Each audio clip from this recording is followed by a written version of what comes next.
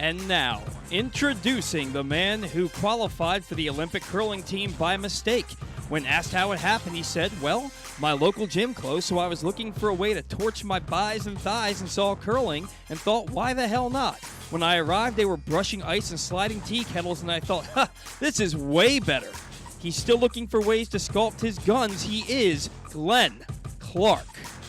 Good morning, it is Glenn Clark Radio. I am Glenn Clark. He is Paul Valley. We are here on a Monday edition of the program. I hope you had a lovely weekend. I had an eventful weekend myself. I celebrated my 7-year-old now. I celebrated his birthday, and then woke up yesterday, and it was my week to be down at the Helping Up mission, and that was lovely. Right up until I got home, and my wife said, the boy had the sniffles, so I decided to give him a home COVID test, and he tested positive. And I said, well, that's not great, but let's go ahead and both my sons tested positive. My wife and I are fine. Multiple tests, we're good. A little bit awkward trying to isolate a 7-year-old and 4-year-old boy from the two of us. Oh, man. So we've essentially kind of just decided to sacrifice my wife. Which is, she can't go to work anyway. Like, their rules are if somebody in your house tests positive, you're not allowed to come into work, even if you test negative. So we kind of just made the decision, like, well, whatever happens to you, happens to you. So it's butt awkward. It's very awkward. So, like, at the house, I've got, like, the rubber gloves on, and I'm wearing a mask, and I'm doing the whole bit. Because, like, I don't want them to think I hate them. Like, I don't. My poor 4-year-old yesterday at one point started sobbing uncontrollably because he thought I was mad at him for getting COVID. I'm like, dude. Kids are so funny, man. Chill. Like, you're fine. I love you. We just got to be careful. That's all. We just got to be careful, man. But I'm good. I appreciate all the folks at the urgent care up by me who were wonderful as we literally paraded in the entire family to get tested. So, and appreciated my wife's work for sending home some home tests so that we could start the process that way. And all's good. All's good. I'm fine. And the boys are fine. They're fine, too. It's the reality of the world we're living in these days. Unfortunately, it's basically the point where everybody's going to get it. And, remarkably, I have not. Even though my two sons have it, I have remarkably not gotten it. I'm very fortunate in that way. But very eventful Sunday in the Clark household. Very, very eventful. Here's what's coming up on the program today. In just a couple of minutes, we're heading to Cincinnati. Rocky Boiman, our buddy from WLW, former NFL linebacker, is going to check in. We'll preview the Cincinnati side of the Super Bowl this weekend. Later on in the show, Brendan Quinn, national college basketball writer for The Athletic. He wrote a lengthy piece recently about Maryland basketball's coaching search. We will discuss that with him and where they are as a program in trying to find a basketball coach. There is this thought that, like, Rick Pitino maybe comes off the list because Iona's, like, working on a lifetime contract for him. I'm not really sure what that means. I've never particularly thought that Rick Pitino was somebody that Maryland should have been involved with anyway, so that doesn't do a lot for me. There's been some bluster that, like, Ed Cooley behind the scenes is very happy at Providence. Read that in a couple of places, that he's not looking to go anywhere, that he's happy to stay. That's where he wants to be. He's at his alma mater. That's the job that he wants. That would be a bit of a bummer because I think Ed Cooley would be a very qualified candidate and someone who would be a good hire for the University of Maryland. But we'll see. Money also talks there sometimes, so we'll see what the story ends up being with Ed Cooley. We'll talk more about the situation with Brendan Quinn later on in the program. Also, it's Monday, so our weekly chat with Jeremy Conn from 105.7 The Fan is on tap as well. All of that coming up on the show this morning. Today's show brought to you by the CIAA Tournament. After going virtual in 2021, the CIAA men's and women's basketball tournament is headed to Charm City February 22nd to 26th. Baltimore is the first new location for the event since 2005, and we're thrilled to welcome thousands of fans, alumni, and players from our great historically black colleges and universities for a weekend of reunions, basketball, and celebrating our culture. The CIAA is not only sports-focused, but community-focused. Along with the games, the week-long event includes a multitude of meaningful, off-the-court educational programming for the community and student athletes planned around topics like wellness, mental health, women in sports, etc. CIAA is an event that has become a celebration of family culture and accomplishments that uplift and strengthen the African American community. Again, looking forward to the CIAA tournament, which will be in Baltimore at Royal Farms Arena, February 22nd to 26th. Let's start looking ahead. The Super Bowl is Sunday. The Cincinnati Bengals and the L.A. Rams out in Los Angeles. We are not spending the week in L.A. I'll talk more about that later on in the program. But let's talk to a man who, of course, knows a thing or two about the Bengals. He is our friend, former NFL linebacker and WLW Cincinnati host Rocky Boiman, and he's with us now here on GCR. Rocky, what's going on, man? How are you? Glenn, how are we doing, buddy? If I had told you, I think the last time you and I talked, I want to say it was maybe early October, and the Bengals were getting ready to play the Ravens for the first time. And had I told you, A, that the Bengals would beat the Ravens twice, right, and then B, the Bengals would be in the Super Bowl, would you have believed me? I don't. Would you have believed yourself? I think is the real question. Hell no. This really is remarkable, Rocky. Like I can only imagine what your shows are going to look like this week, because this is unprecedented times in the modern era of the Cincinnati Bengals. I get, the dumb guy question is, how did this happen so quickly, right? How did all of this fall in line? It's one thing to be good. It's one thing to know you have pieces. How did all of this come together so quickly that they were able to make this run in the playoffs? Well, I mean, look, a football team, like any organization, there's different levels of major decisions that you have to get right? And in football, you have to get the draft right. You have to get free agency right, and you have to get the coach and leadership right. And for a team, the Cincinnati Bengals, that perennially, for decades, Glenn, usually got all of those wrong, okay, somehow managed to get all three of them right. All came together this season. I mean, you look at free agency, you look back in years past, remember a while back there was an Antonio Bryant signing that was a big money signing that turned out to be nothing. Mm-hmm. Bengals traditionally don't do much in terms of free agent signings. This year, absolutely nailed it. Trey Hendrickson comes aboard, gets 13 and a half or 14 sacks, whatever it was. Eli Apple has turned out to be a great addition. Von Bell came a couple years ago. Larry Ogunjobi, free agency, the Bengals absolutely nailed it. The draft, of course, last year, getting Joe Burrow. Okay, that was a major one. Then this year, getting Jamar Chase. I remember, I don't know if I was talking to you, but the storyline at the beginning of this season, as camp was opening up, was we have a number 5 overall pick who can't catch. Right. Right? If you remember the stories, he was dropping everything in camp. Preseason games, he was dropping everything. Oh, I haven't forgiven our resident fantasy football guy who was like, I'm staying away from Jamar Chase. He can't catch. I haven't forgiven him yet because of that. Yeah, well, I of course, said everyone was wrong, right? Of course, right? Yeah, I said, don't be worried. Obviously now Jamar Chase is rookie of the year. He's unbelievable. And then I think you got a coach in Zach Taylor. I hesitate to give him too much praise yet because, look, what makes great teams great players. But I will say this about him. In his entire tenure here, from going 6-25-1 in his first season to now this season, or his first 2 seasons now to this season, I always got the impression that the locker room was behind him, right? They were picking up what he was putting down. They whatever goals, whatever strategy they were putting out, they were behind him. I feel like I would have heard something, Glenn, had that not been the case. Sure. So say what you want about Zach Taylor. I think he's done a good job of just being a leader on this team. So everything has kind of come together in one. Joe Burrow off the knee surgery has been phenomenal. He's the big reason, right? At the end of the day, that's the big reason is we have a generational talent at quarterback now here in Cincinnati, and all those things come together, Glenn, is why the Bengals are in the Super Bowl. Yeah, we're quite nervous about the next decade or so having to go up against those guys, Rocky. Rocky, I think the thing that jumps out at me most about this run in particular is the defense, right? For as much attention as Joe Burrow's getting and Jamar Chase, and I get it, right? Those guys jump off the page at you.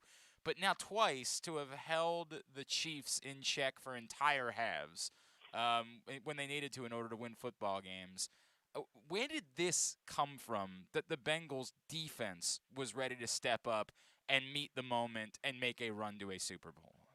Yeah, I don't think it's a lot of guys that they're not going to be like superstars. It's not filled with guys like the Rams. Of course, you have Aaron Donald and Jalen Ramsey and all that, but you got a lot of good players.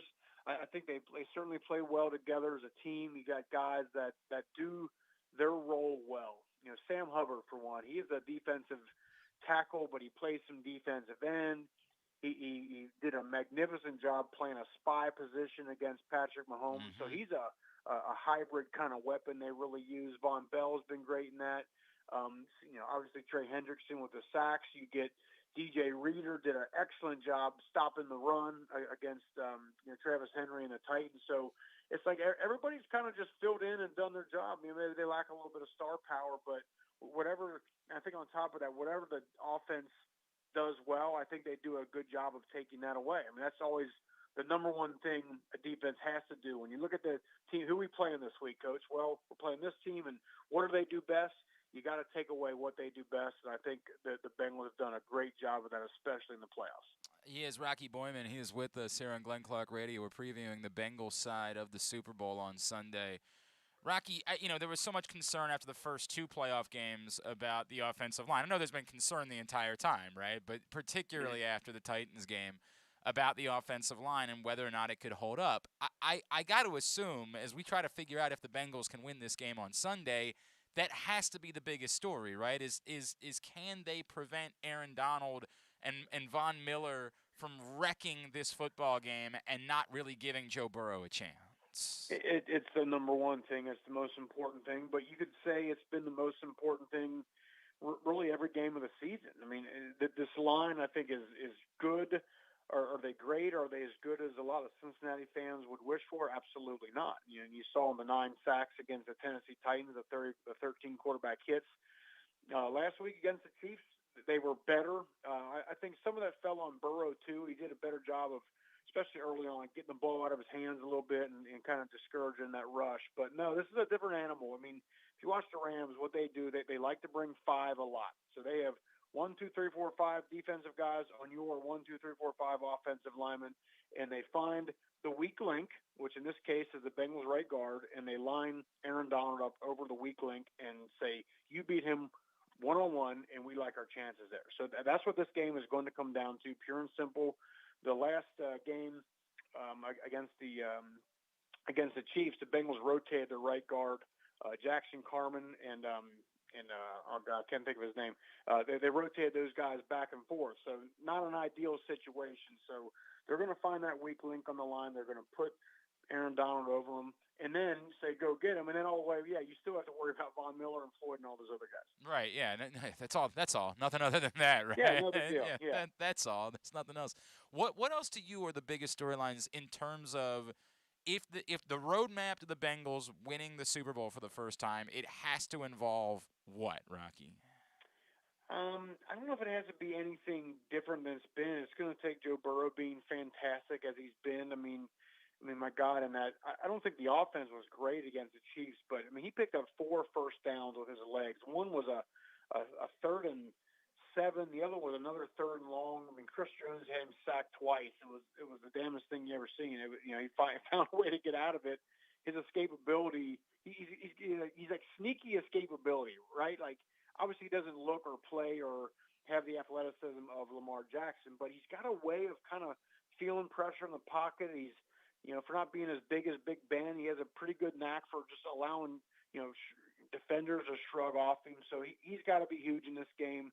Bengals offensive line has got to give him a little bit of time because they got to score points. So the offensive line has to play their best game, I think is the answer to your question. Yeah. And Joe Burrow just has to continue to be great. What has this meant in Cincinnati, Rocky? Can you describe what, for a city that has been through, we as you know, you've been a punchline, right? I know. for so long in football. What has this meant to that community, to that city? What does it look like over the course of the last couple of weeks? Yeah, Glenn, it's been fantastic. It's been 33 years since the Bengals were in the Super Bowl, and there was a lot of not just. I mean, it'd be one thing if there were some average seasons in there, but there were some terrible seasons in there. And then the playoff losses over the last decade when they did finally find a way to get in. So, yeah, this is a long-suffering sports town.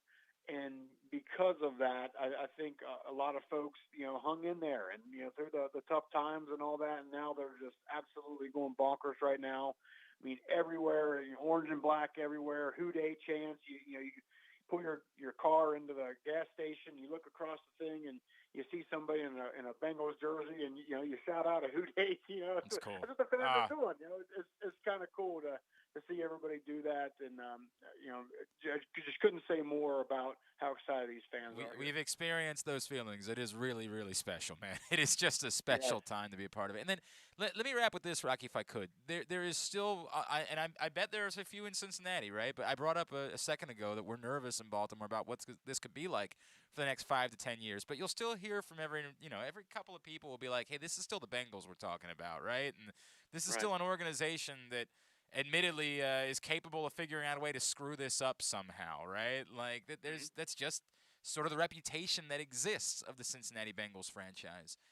Is there reason to believe that this is different, that just the presence of Joe Burrow alone is enough to overcome whatever, functionality issues exist within a franchise, something like that, that this is something that really can extend for the next 5 to 10 years, and the Bengals can continue to be a threat in the AFC North and to reach Super Bowls? I think so for a couple of reasons. Number one, obviously Joe Burrow, but let's put him aside for a second. In the last few years, Mike Brown, who is forever known as the stingy owner, has opened up his pocketbook a little bit, right? And he spent the money on the free agent. And it's funny because, you still get all cheap Mike Brown. And it's like, well, you haven't been paying attention in the last 3, 4, 5 years because he's done it. Now, did the Bengals maybe miss on some of those guys? Yes, but now they haven't. So he's done a good job of, I think, kind of, progressing a little bit and knowing that you got to pay for talent and all that sort of thing. So that's number one. The other thing is, yes, because of Joe Burrow, not just the player he is, but I think the leader he is.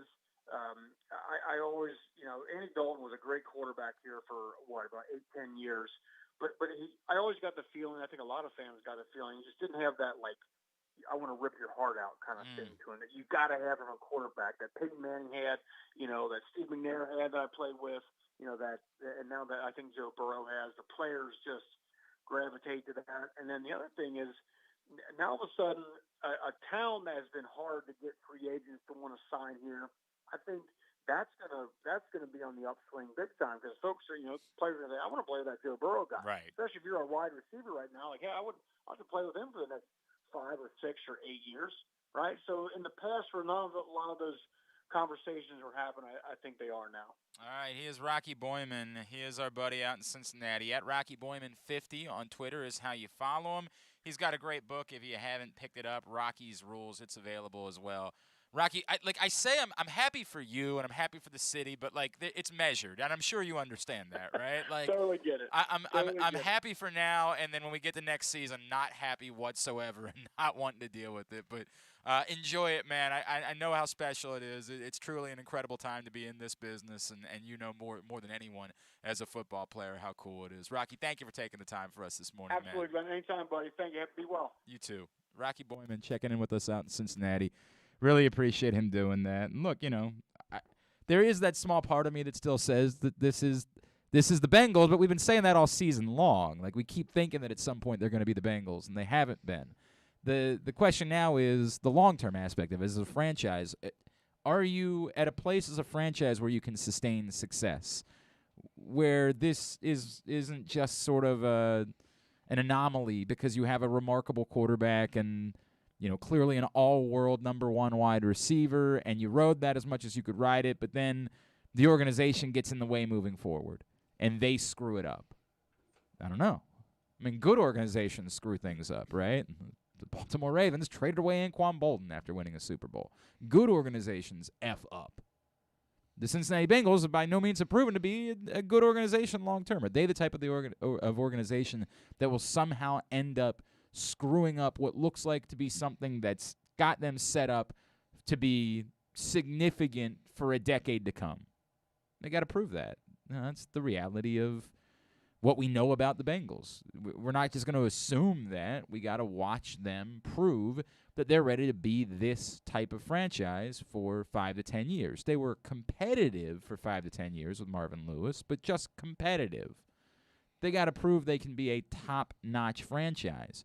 Once upon a time, the New England Patriots were one of the biggest jokes in all of football, if not the biggest, frankly. I don't know if you guys watched the Tuck Rule 30 for 30 last night. I'm going to watch it tonight. I watched it.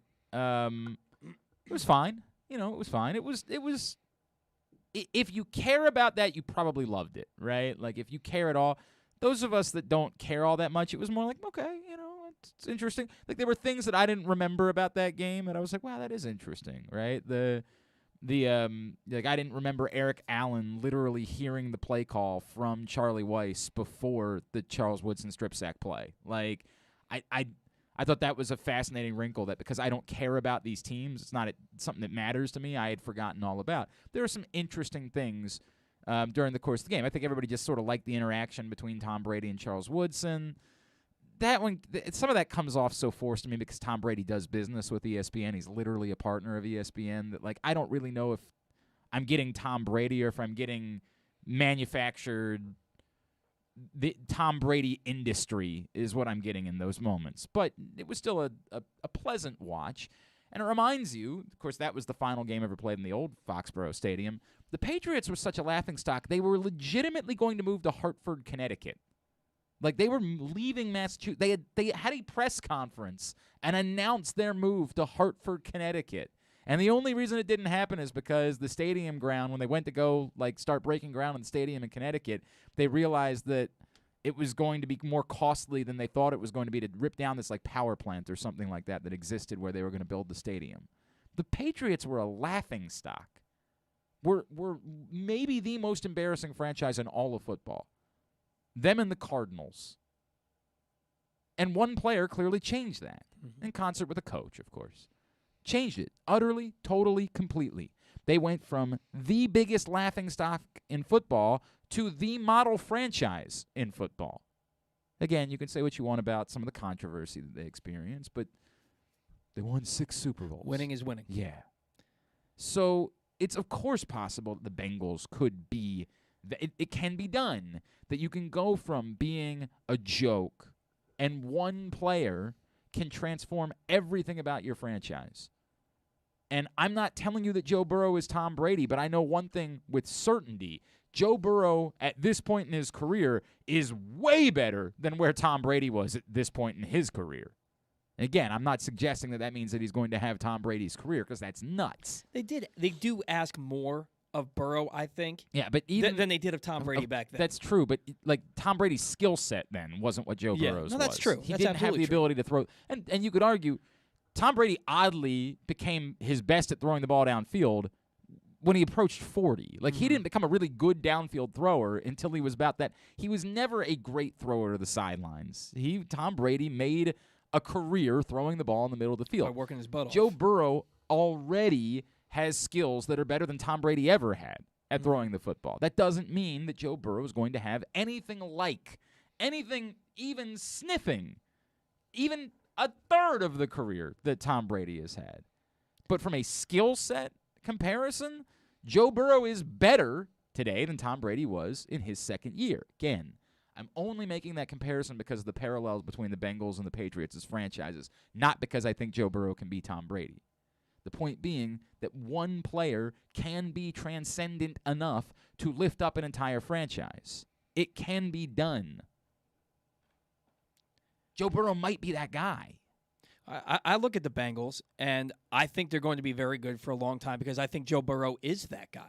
But you also have to look at the other factors that factor into why they got where they are, and that's injuries to other teams in the division, the fact that they were one of the healthiest teams in the entire league. It is very difficult to get back to a Super Bowl. There's no doubt that they had an amount of luck. I don't disagree with that, but they also just beat the Chiefs, on the road twice. In the AFC Championship. I mean, they beat them twice this season. Yeah. That's not because the Chiefs got a bunch of injuries. It's because they beat the Chiefs. No, they just manned up and beat confidence. the Chiefs twice. That makes you the best team in the AFC, period. There's no you got lucky. There's none of that. Like, they beat the team. This is the Ric Flair. To be the man, you got to beat the man. The Buffalo Bills were the team we all anointed, and they couldn't do it. The Bengals did it twice. Mm-hmm. They're the team. This is not a fluke. This is not a, you did the thing that you have to do in order to prove that you're the best team. The Chiefs were the best team in the AFC, period, bar none. The Bengals beat them twice. That's it. And don't get me wrong, I'm not sitting here saying that the Bengals were lucky. I think the Bengals are very good, and I think that they got hot at the right time.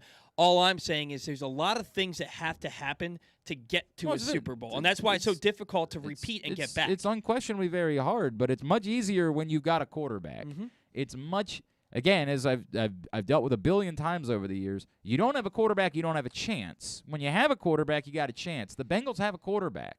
Now, it also helps they have pretty good skill position players around him. There's no debate about that. But at the end of the day, they've got a quarterback, period. And we might be needing to accept that he might be the number 2 guy behind Patrick Mahomes moving forward, that he's the second best quarterback in football. It might be. We don't know that yet. There's still, right now, a debate to be had. Is it him? Is it Josh Allen? Is it, Lamar still in that category? Justin Herbert clearly is worthy of discussion when it comes to that.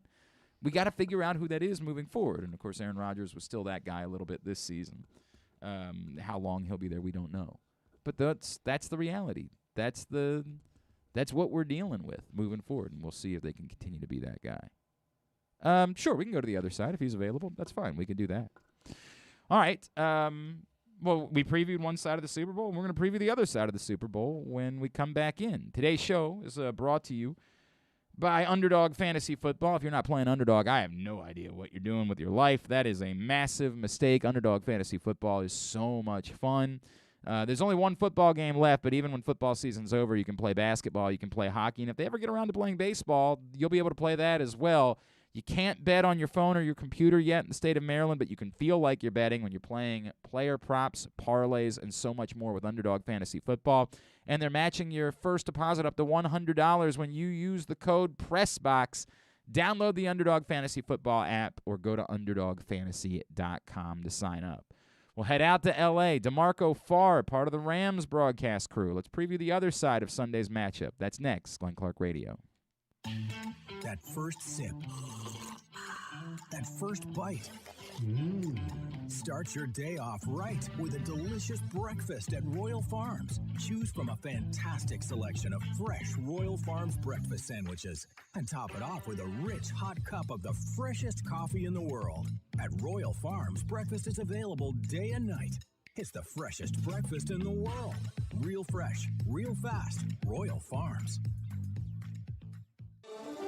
The latest issue of PressBox is available now, and it's our very special annual Best Of issue. On the cover, we celebrate Justin Tucker as our Mo Gabba Sports Person of the Year, honoring his historic on-field achievements, but also the unprecedented relationship he shared with Baltimore. Inside, we recognize the top people, performances, and moments of 2021, including Cedric Mullins' incredible season and the dominance of local Paralympic athletes. PressBox is available for free at over 500 area locations, including 60 Royal Farms stores. And you can always find the entire edition, as well as the best daily coverage of the Orioles, Ravens, and Terps at PressBoxOnline.com. Sports fans, the wait is over. The all-new FanDuel Sportsbook is now open at Live Casino and Hotel in Hanover, Maryland. This is your chance to win big right in your own backyard. Bet on every sport with self-service kiosks and watch all of the action from the best seat in the house. Make every moment more at the all-new FanDuel Sportsbook at Live Casino and Hotel in Hanover. Please play responsibly. Gambling problem? Please call 1-800-GAMBLER or visit mdgamblinghelp.org. Window Depot Baltimore provides the highest quality Pro Via windows, doors, and siding for all budgets. The best is finally affordable. Call them today for a free in-home consultation at 410-941-3499. They also offer Zoom and FaceTime consultations in an effort to practice social distancing. A proud sponsor of the Tyus Bowser Show, you can find out more at WindowDepotBaltimore.com. The Toyota Tacoma comes in a wide range of models and trim lines. You can choose the perfect Toyota to reflect your unique personality and driving habits. Check out buyatoyota.com for deals on new Tacomas from your local Toyota dealer today. If you miss anything, don't forget that you can find whole shows later on Spotify, Apple, or Amazon Podcasts. It's Glenn Clark Radio. All right, back in here on GCR. Glory Days Grill still has those comfort food classics available on their seasonal menu. The short rib grilled cheese, the smoky thigh wings with the Alabama barbecue sauce, the house-made meatloaf, the grilled meatloaf sandwich. It's all still available at your neighborhood Glory Days Grill. Find out more and get your order in by going to glorydaysgrill.com. Made an error. That's okay. We're going to catch up with DeMarco Farr and preview the Rams a little bit later on in the show. That happens. Life goes on. We'll talk to him a bit later on this morning. Can't seem to wrap my brain around the East Coast, West Coast time difference. I don't know what that is. It doesn't seem like that should be that difficult. It's not. Like, I can do it with baseball perfectly. When it comes to this show, it's like a brain blocker. Yeah, we had that pop up last week. We had an issue. Yeah, there. I don't know what the deal is with all that. All good. We will soldier on, and we'll chat with DeMarco a little bit later on in the program. All right, so a couple things I did want to cover during the course of the show this morning, and I'll get to them here. Number one, you guys spent a lot of time bitching about the Pro Bowl yesterday. Like, nobody is arguing about the merit of whether or not the Pro Bowl is good football. It, of course, is not. Nobody's arguing about that. The problem is, it is a bit embarrassing to bitch about something that you clearly are watching. That's your choice. There's all sorts of ways to spend your Sunday afternoon. I was one of the few people that found myself with no option to do anything else because, I had to keep my kids in the house because they tested positive for COVID. So, I couldn't just go out and go hiking yesterday. But y'all can do whatever you want. Y'all can go out. You can take a walk. You can maybe go see a movie. Paul and I went and saw Jackass on Friday. You could go do that if you'd like. You could, there's all sorts of options. No one in the world is forcing you to watch the Pro Bowl. But y'all are watching. So you can bitch about it. That's embarrassing. It's embarrassing to sit around and bitch about something that you're watching. You can just, it's like I used to tell people, you don't like what I'm talking about on my radio show? Change channel. You know what I never in my life once did? I never called the Oprah Winfrey program to say, I don't like the topic you're discussing today. Change it.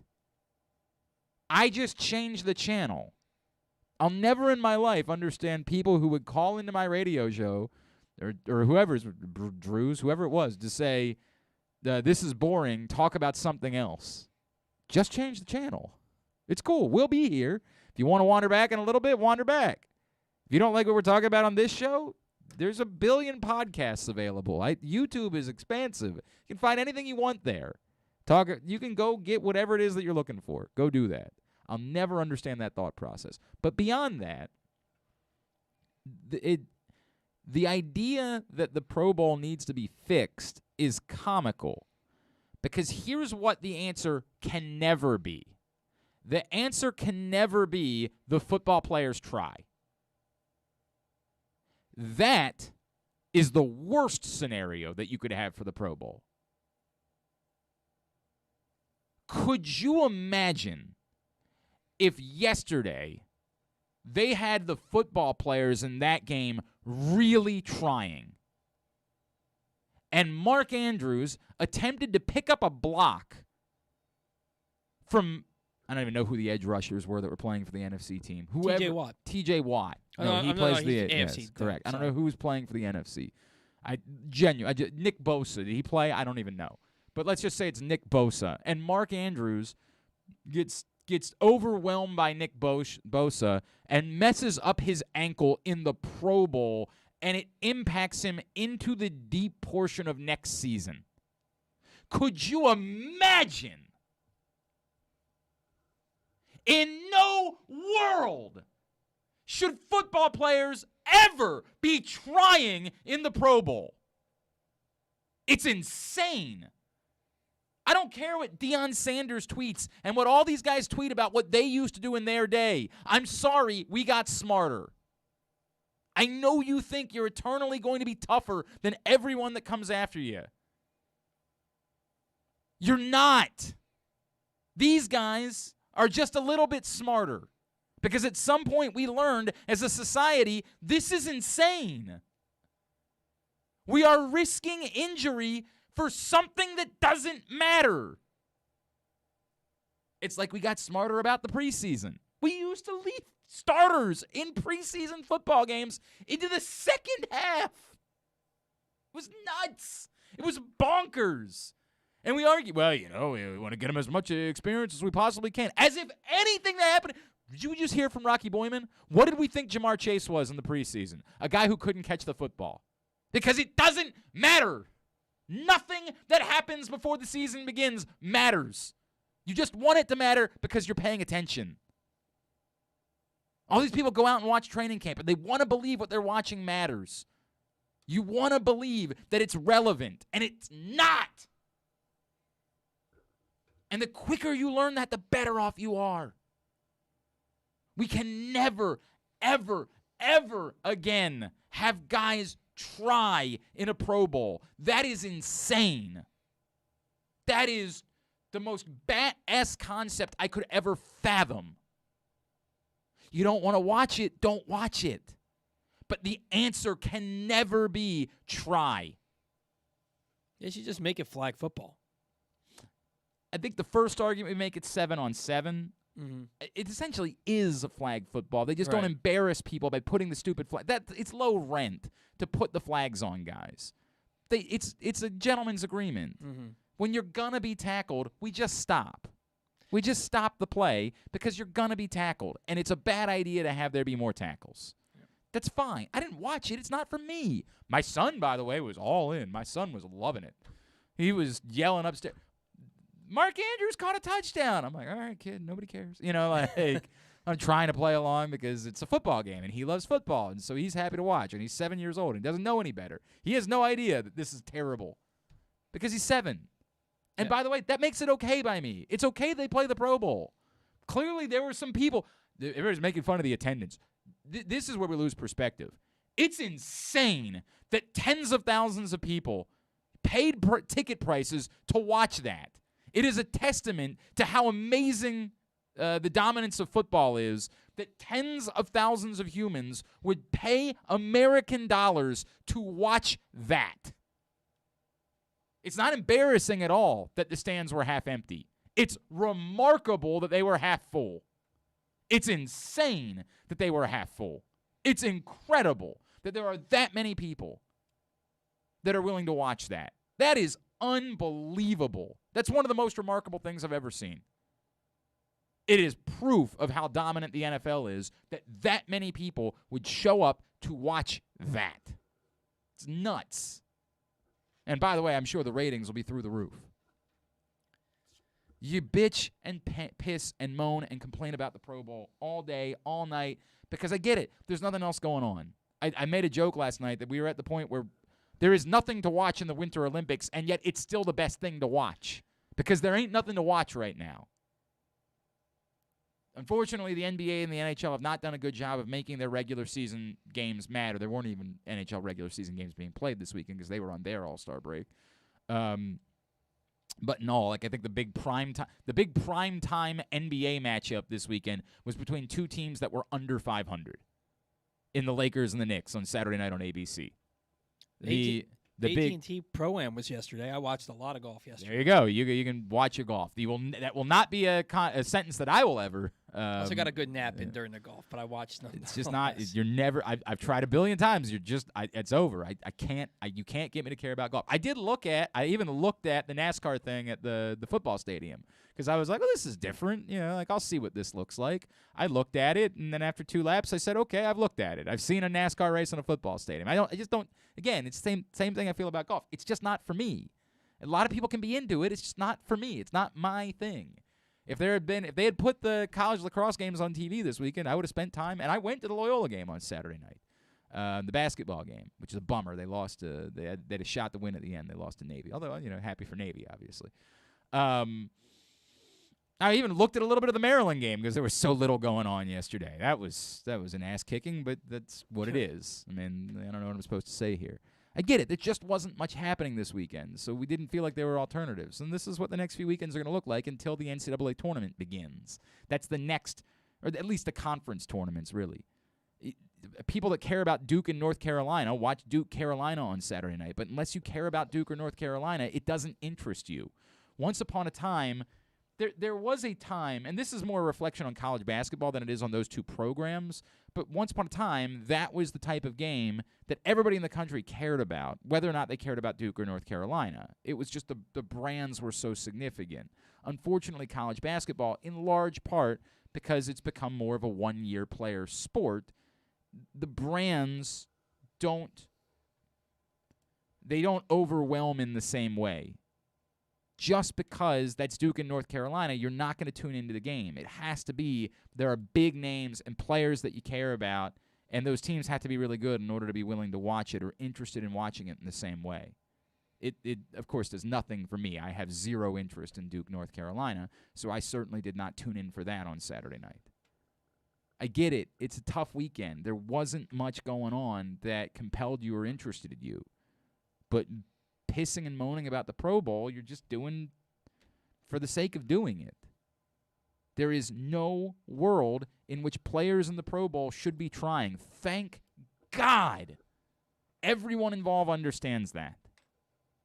Thank Buddha, thank all of your God. Thank anybody that you might, the flying spaghetti monster, whoever it is that you believe in, thank them for the fact that at some point we wised up and said no.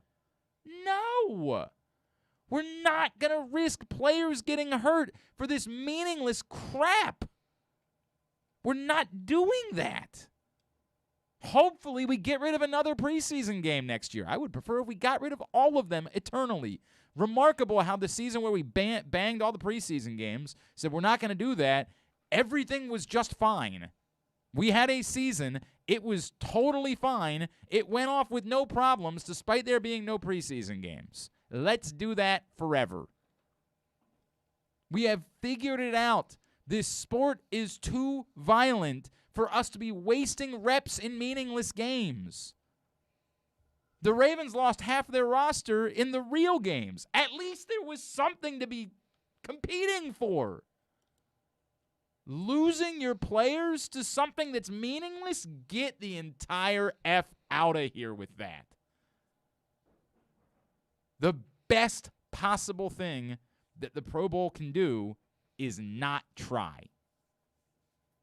You want to make an argument that you turn it into a 7-on-7 game, you invite the offensive linemen, let them come wave, say, hey, we were Pro Bowlers too, and then take them off the field and just make it a 7-on-7 game? I'll listen to that argument. But there's not really a problem with what they're doing. Either you want to watch or you don't. If you don't, don't. I solved your problem for you. What's your next brain buster? If you don't want to watch bad non-competitive football, don't do it. Go watch something else. Put in The Godfather.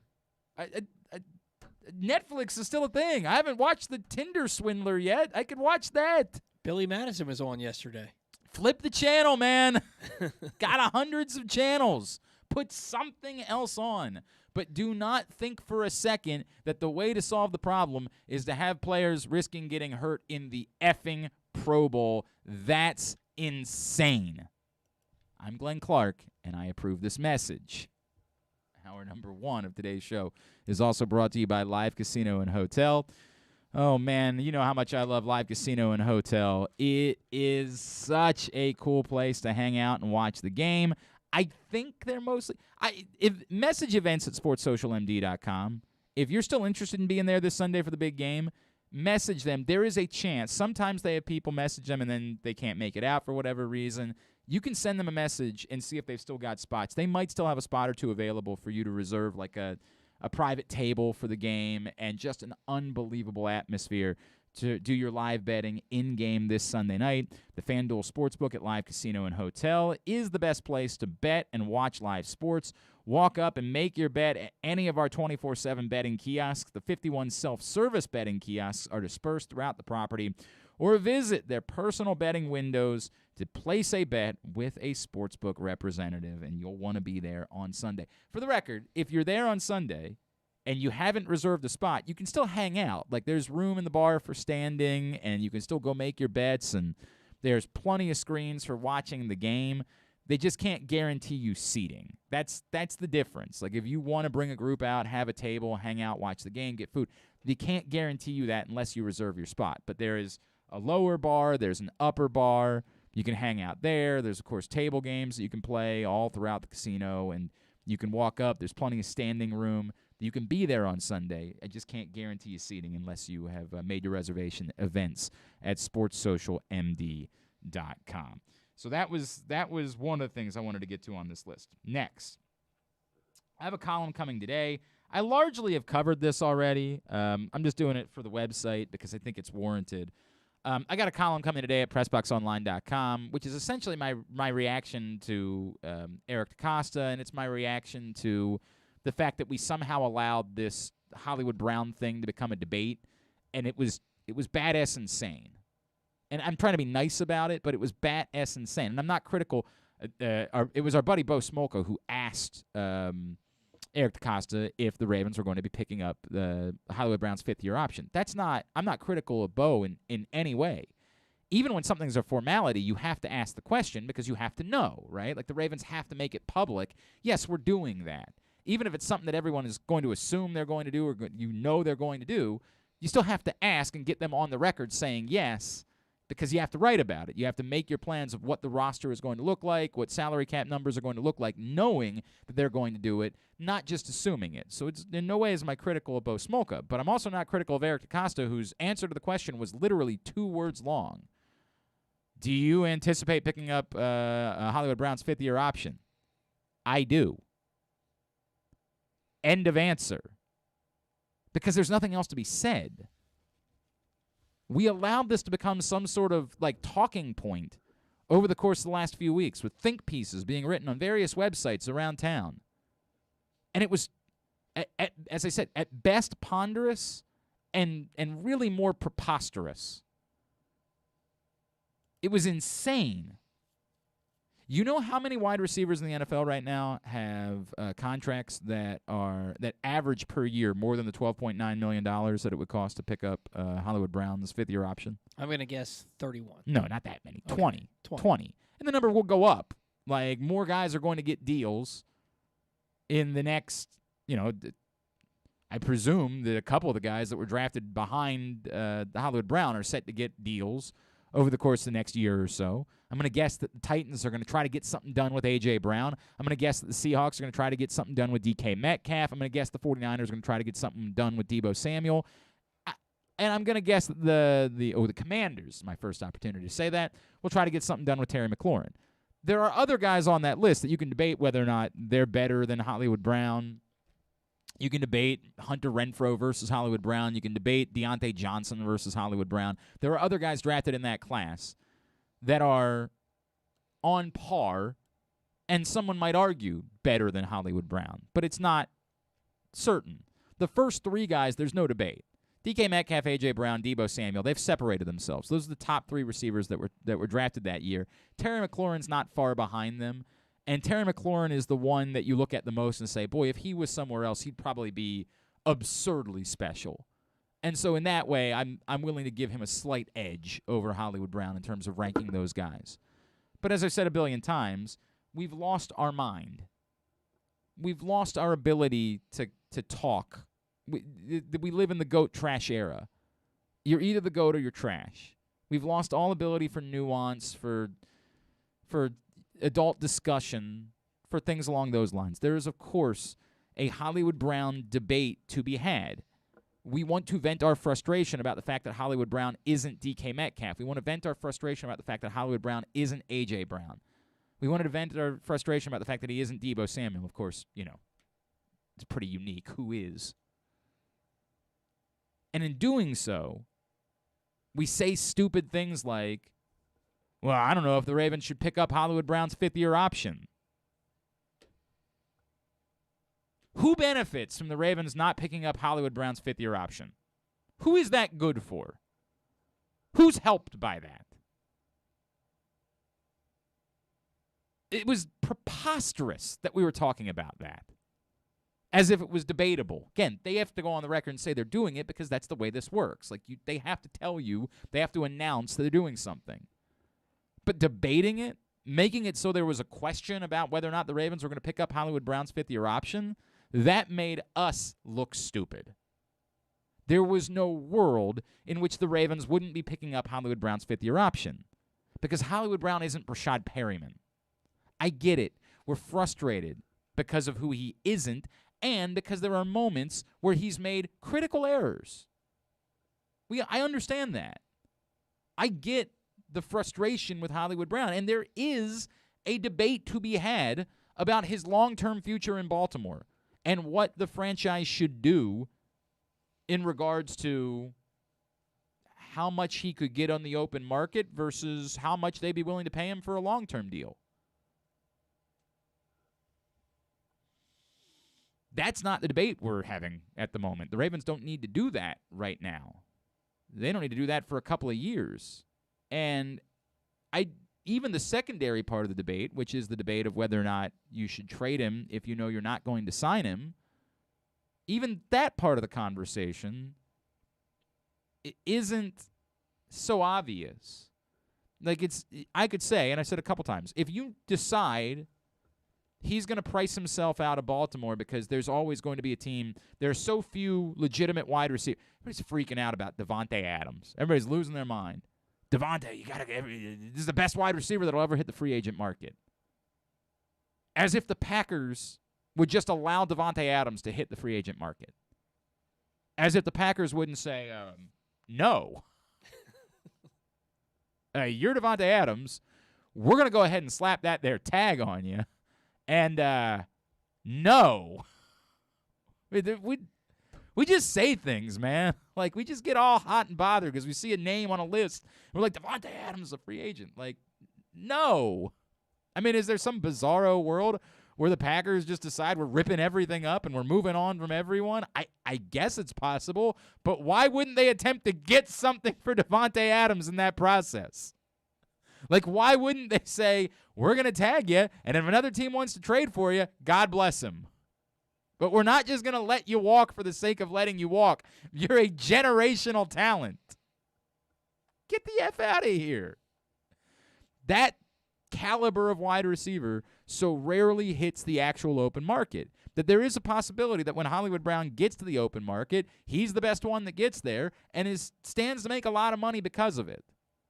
And because of that, he might demand from the Ravens on a contract more than what he's really proven himself to be worth. And if that's the case and the Ravens decide we can't pay that, then maybe they should be trading him. But even that isn't that simple. Because it's still, you might be best suited saying, let's look at him for another year because we have the option of putting the tag on him. Let's watch him for another year, see if he can help us win a Super Bowl, or see if he takes another step towards being the type of player that would be worthy of spending that amount of money on. It's not a guarantee that that's the best thing for you to do is just to trade him. But there is no argument at all that the Ravens shouldn't have exercised his fifth-year option. That's insane. Like, it's just talking for the sake of talking. I get it. We're bored. It's been a long time since the Ravens played a football game, and free agency doesn't start for another few weeks. We just don't have a lot to discuss. I mean, the Ravens changed defensive coordinators, but I don't know. They kind of did it quickly. We're bored. We've already gotten all of our bitching about Greg Roman out. Now what do we do? They keep bitching about Greg I'll Roman. do that forever. But they're yelling into the void. Yeah. You know, like the decision's been made. So now what? What's the next thing? Holly Brown, fifth-year option. What? It was insane. It was just dumb, and it made us look stupid. Not me, personally. Not Paul, I don't think.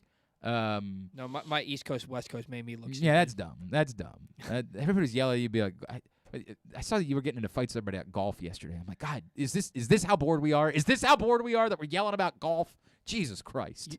I can't be critical of a player without hating him. Apparently, I don't know if you're right or wrong. For what it's worth, I don't know because this is not a topic for me, and I will never have an opinion. There's no right or wrong. It's just opinion. It's my opinion. Well, opinions can be you can say this, that part is not, when people say it's just an opinion, it can't be wrong. Well, no, if I say my opinion is that the earth is made of cheese, my opinion can be wrong. Like, that's just something we say. The opinions can be wrong because they can be not based in fact. In this instance, the opinion that I put out, it can't be right or wrong. It's just how I feel. I mean, all right. Well, again, that's not true. You keep saying that. If somebody says, I feel the earth is made out of cheese. Like, right, but you can't make something that's factually inaccurate be factual because it's your opinion. I feel that Jordan Spieth is an all-time choker, and that's not. I'm not saying it's a fact. It's how I feel about it. I can't. This is not a topic that I can have any amount of conversation in. I couldn't possibly care. I'm saying it. God bless you. I'm not mad at you. I'm not mad at anybody else that's involved. I don't care. It's not for me. It's for somebody else. Because I am not going to sit here and pretend like I am some sort of expert on the subject. I am most certainly not. Nor am I going to attempt to become one. If that's what the content you're looking for, you're probably looking somewhere else. Just my guess. Somebody imagine emailing me today. What about Jordan Spieth as a choker? Yeah. What the F am I going to say about it? Sure. Who knows? Cool. What the heck? Who cares? A lot of people. I thought, I'm not even kidding. I saw everybody sharing this video of Harold Varner III hitting this amazing shot in order to win a tournament yesterday. I was like, wow, this guy won Pebble Beach. That's crazy. It turns out it was some other tournament somewhere. Yeah. It was something happening in Saudi Arabia. I'm like, okay, all right. But he didn't choke. He closed. Okay. Just putting it out there. You're really digging in on this one. You are really digging in on this one. I got like personally attacked. You just got to understand. You can't. It's possible. This is the problem that I have. I'd love to defend you. I don't know. You might be insane. I don't know. If somebody came to me like and said, trying to make a comparison to something. Boy, I watched the men's downhill last night at the Olympics because there was nothing else on. Oh, that would be my mom. Right? I watched the men's downhill, and if somebody came to me and was like, boy, let me tell you why Michaela Schifrin's boyfriend really screwed up here, I would be like, maybe. It is amazing to me watching the announcers of these skiing events. Literally, a dude skis 0.3 of a second slower than the guy that won. And they're all like, oh, this is so disappointing. I'm like, it was 0.3 of a second different. It was 0.3 of a second. If you ain't first, you're last. And they're all like, oh, what a terrible run. Just an awful run for Arnaud van der Schlitt. I'm like, what the F? This guy finished at 1:59.2, and this guy finished at 1:59.5. They ran the exact same time. And this guy was brilliant and breathtaking and captivating, and the other guy sucked. And they ran the same time. These sports are dumb, man. And I get it. That's the way they work. And it's the same thing in swimming and racing, and like the tenths of a second separate you. Like it's wild to me watching how the announcers talk about one run versus the other one. Oh, he really made a fatal error there. Like, did he? Or did he run the exact same time? Jesus. I can't have an opinion about the subject. I don't know. I don't know if you're. I saw that Drew got involved, so I'm inclined to say Drew's wrong because I'm just inclined to say that Drew's wrong. But golf is the one thing he knows. Like, golf is the one thing he definitely knows more than I do. I am so out of my comfort zone when it comes to talking about golf with Drew. Okay. I get what he was, and Andrew Stecca got on me about it too. And it's just one of those things where they're not wrong. Jordan Spieth is a very good golfer. Well, if it was about picking football games, you would know that Andrew Stecca was wrong. I disagree with a lot of Andrew Stecca's sports takes, but that's a topic for another day. These sound like fighting words. He and I, back in like 2014, went at each other so hard about the Orioles on Twitter that I think I had to block him for a little bit. Or he had to block me. Or not block, but stop following. I don't know if he remembers that. Juicy. But we have very different opinions on sports. You guys want to box? Nah. I think you should box. Nah, man. I think you should. But he's coming here. He's going to get his back waxed. Why don't you box? We could organize it. We could turn it into a charity event. I like the guy as a guy. I don't want to hurt him. I just want. Oh, damn! You say you're going to hurt him. I don't want to hurt him. I just don't agree with a lot of his sports takes. I think you should box. That's just my opinion. I think that's what should happen. Speaking of which, Section 336, they heard my call. They say they're in for a rematch. I'd like to take a break. They say they're in for a rematch. Put this trophy at stake for another curling throwdown showdown. with the boys at Section 336. We'll have to work on those details and see if we this is the problem. I don't know if I can allow Paul on the team because he wasn't on last time and we won. So now I'm nervous about whether or not that'll screw up the mojo if I put Paul on the team. Gonna have to make some tough captains. I am the skip, so I have to make some difficult skip decisions. What's the game in the bar that's like shuffleboard, but it's on a It's called shuffleboard. On a long Yeah, okay. That's okay. just called shuffleboard. I'm pretty good at that. That's fine. That's not curling. It's similar. It's not. It's the same concept. You say that until you do it, and you realize just how drastically different they are. I did make the same argument before I curled the first time. I'm like, I'm pretty good at throwing shuffleboards. I think I can do this. Not remotely similar. I know it's not ice skating, but I've never been ice skating. Yeah, there's no skates involved. Yeah, you don't have to. There's no skates. I've never attempted to traverse ice. I can't skate either. It's not a problem. You don't have to skate. So we're going to do that again, another curling throwdown showdown with the boys from Section 336. We're going to work on the details for that. Hour number 1 is in the books. When we come back in, we're going to chat with Brendan Quinn from The Athletic about the Maryland basketball coaching search. That's next, Glenn Clark Radio. Duffy's Garage is a family-owned and operated car care facility in beautiful Baldwin, Maryland. An authorized Maryland inspection station and Napa Pro Care Center with ASE-certified techs. Tell them that Glenn Clark sent you and receive 10% off your service with a max discount of $150. You got to trust where you take your car, so take it to where I take mine. Duffy's Garage in Baldwin. Duffy'sGarageMD.com. From all of the biggest games to the smallest events, make every bet worth your while at MyBookie. Start by doubling your first deposit instantly with MyBookie's first deposit bonus up to $1,000. Double your money before you even place a bet, and all you have to do is sign up and deposit using the exclusive promo code PRESSBOX at MyBookie.ag. If your first deposit is $100, MyBookie adds $100 so you can start with $200 to play with. If your first deposit is $1,000, MyBookie adds $1,000 so you can start with $2,000 to play with. With tons of great games and prop bets to take advantage of this week, there is truly something for everyone. Don't wait any longer. Head to MyBookie today to redeem your double deposit bonus so you can start winning big today. That's promo code PRESSBOX to receive double your first deposit instantly in your account. No hassle, no wait. Bet anything, anytime, anywhere with MyBookie. It's another cold winter here in Baltimore, but this time there's no hot stove to warm you up. Hi, I'm Paul Valley, and while there may be no activity in the world of baseball, I'll still be here every week with my co-host Zach Goodman to give you all the latest in the CBA negotiations as teams look to get back on the field in time for spring training. You can watch us live every Saturday from 10 a.m. to noon at youtube.com/PressBoxOnline or facebook.com/PressBoxSports and listen at PressBoxOnline.com/radio. So tune in every Saturday from 10 a.m. to noon for the latest in baseball coverage right here on the Bat Around. Glory Days Grill's winter seasonal menu is back with comfort classics like their house-made meatloaf and short-rib grilled cheese. It also features the center-cut sirloin with grilled shrimp, the char-grilled pork tenderloin, grilled meatloaf sandwich, smoky thigh wings with Alabama barbecue sauce, and a Brussels and bacon appetizer. All of these items pair well with Devil's Backbone 8-Point IPA or their anniversary IPA brewed by Devil's Backbone. And try their seasonal cocktails, Blood Orange Bourbon Cider, Apple Ginger Mule, and Captain's Hot Cider. Find out more and get your order in today at glorydaysgrill.com. Great food, good sports.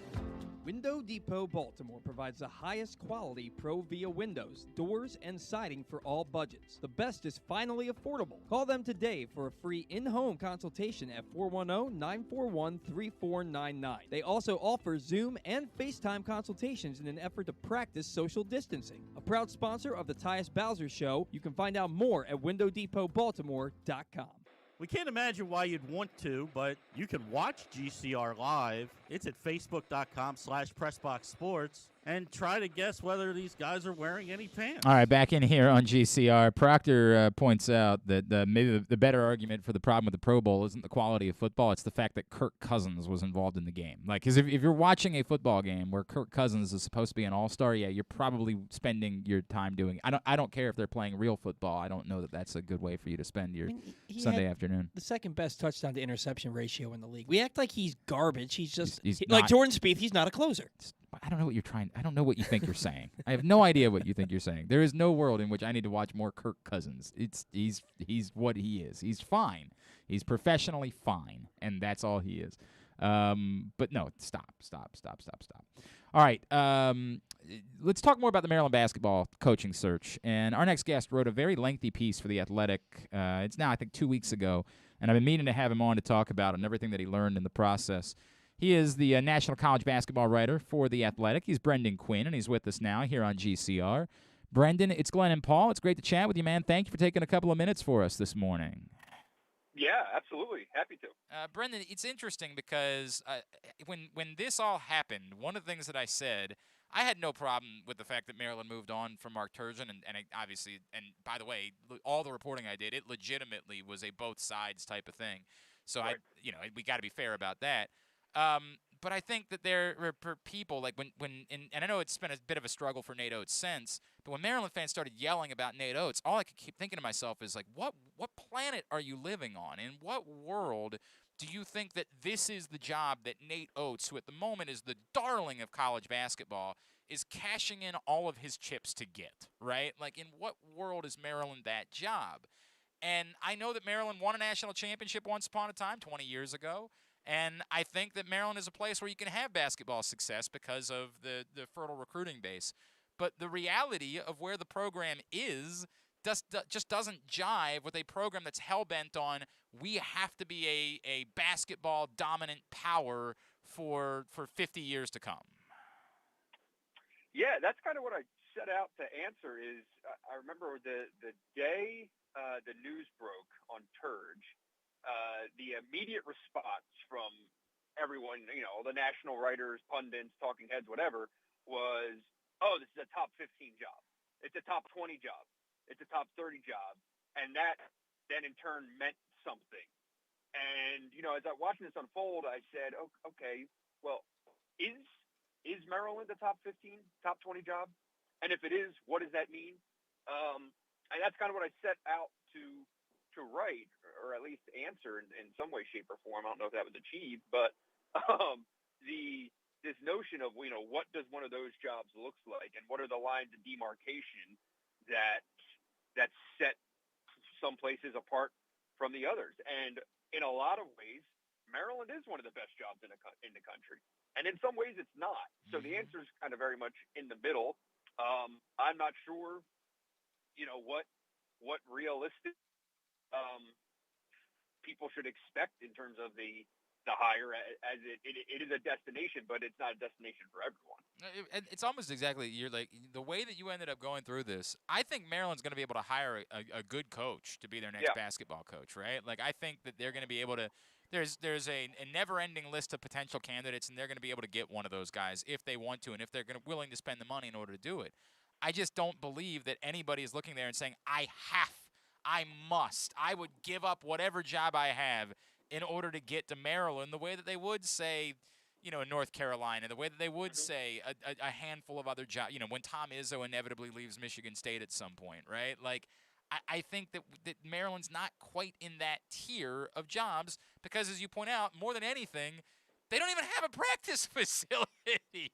Like, there's Cal and Boston College, or who we're talking about, that swim in those waters. Like, there are so many things that show they're not hell-bent at the University of Maryland or saying, we're elevating basketball over everything. We must be this good in basketball. Yeah, I mean, it's the practice facility. That when I began reporting it, it's one of those things you just assume. Because I've been to games at Xfinity multiple times. I love going there. I love the environment. You just assumed that there's some shiny, beautiful practice facility somewhere in there or somewhere around the place that the offices are at and that the training facilities are at. And when I started talking to people and realized that there isn't, and that the facilities that they do use, like the basketball specific facilities, are, I was told by some people, bottom third of the league. Yep.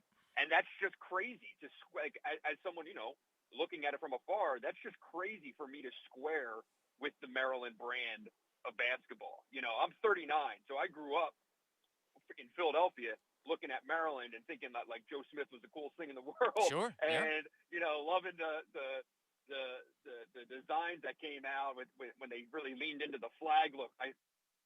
Back in the day when I was like 7th grade. But, it's that, you see the environment that's there. one of the best home court environments in the country, let alone the Big Ten. It is arguably top 3 most fertile recruiting territory in the country. You're in a league that will produce 8 to 10 NCAA bids. Then, like, something as simple as a practice facility, like, coaches just take that for granted at this point. Like, to be a candidate and realize that you not only don't have a practice facility right now, but there's no set loan actually open something. So as one person who's been through the program said to me, when a recruit comes out and says, "Where's your practice facility?" and you say, "We don't have one," and that's the end of the conversation. Right. That's pretty rough in 2022. Yeah, it's not great. Brendan Quinn from The Athletic is with us here on GCR. And to be clear, look, you talk to anybody in College Park, it's happening. We're going to get it done. We're going to finish it, okay. Right. Okay, sure. If you say so, we keep waiting to figure out when that's going to be. Brendan, if I could, I want to throw some names out at you, right? And just have you tell me if you think this is a person that makes sense for the Maryland job, and if you think that it's someone that would be inclined to want the Maryland job given where they are. Is that okay? Can I do that exercise with you? Yeah, I don't know.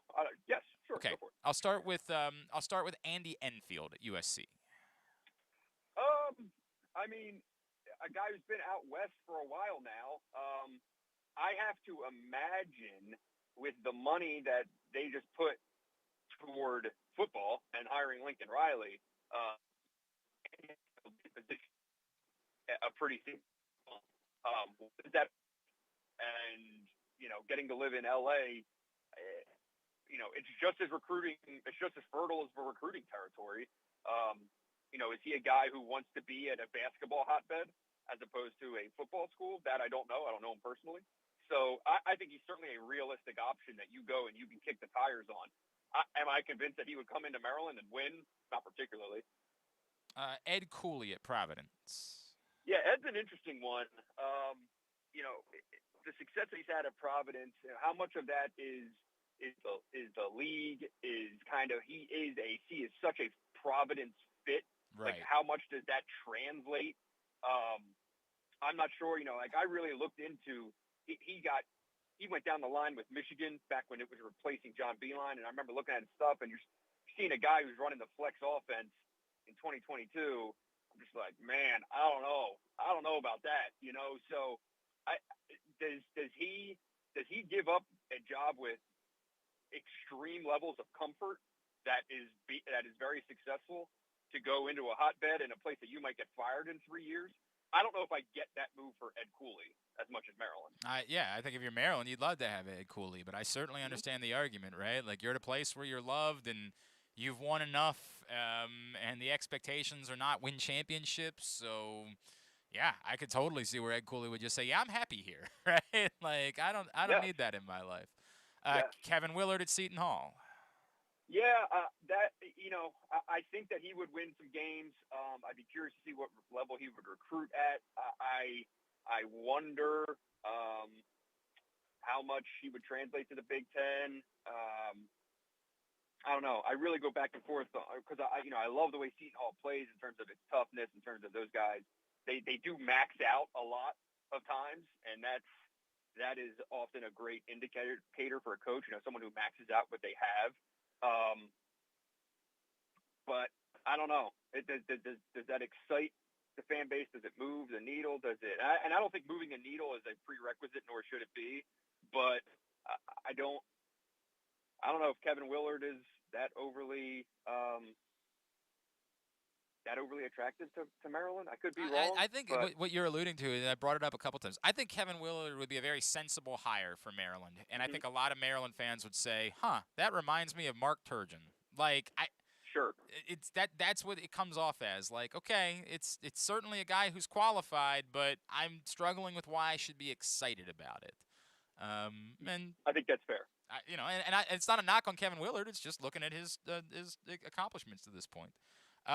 Eric Musselman. I don't get why he would do that. I agree.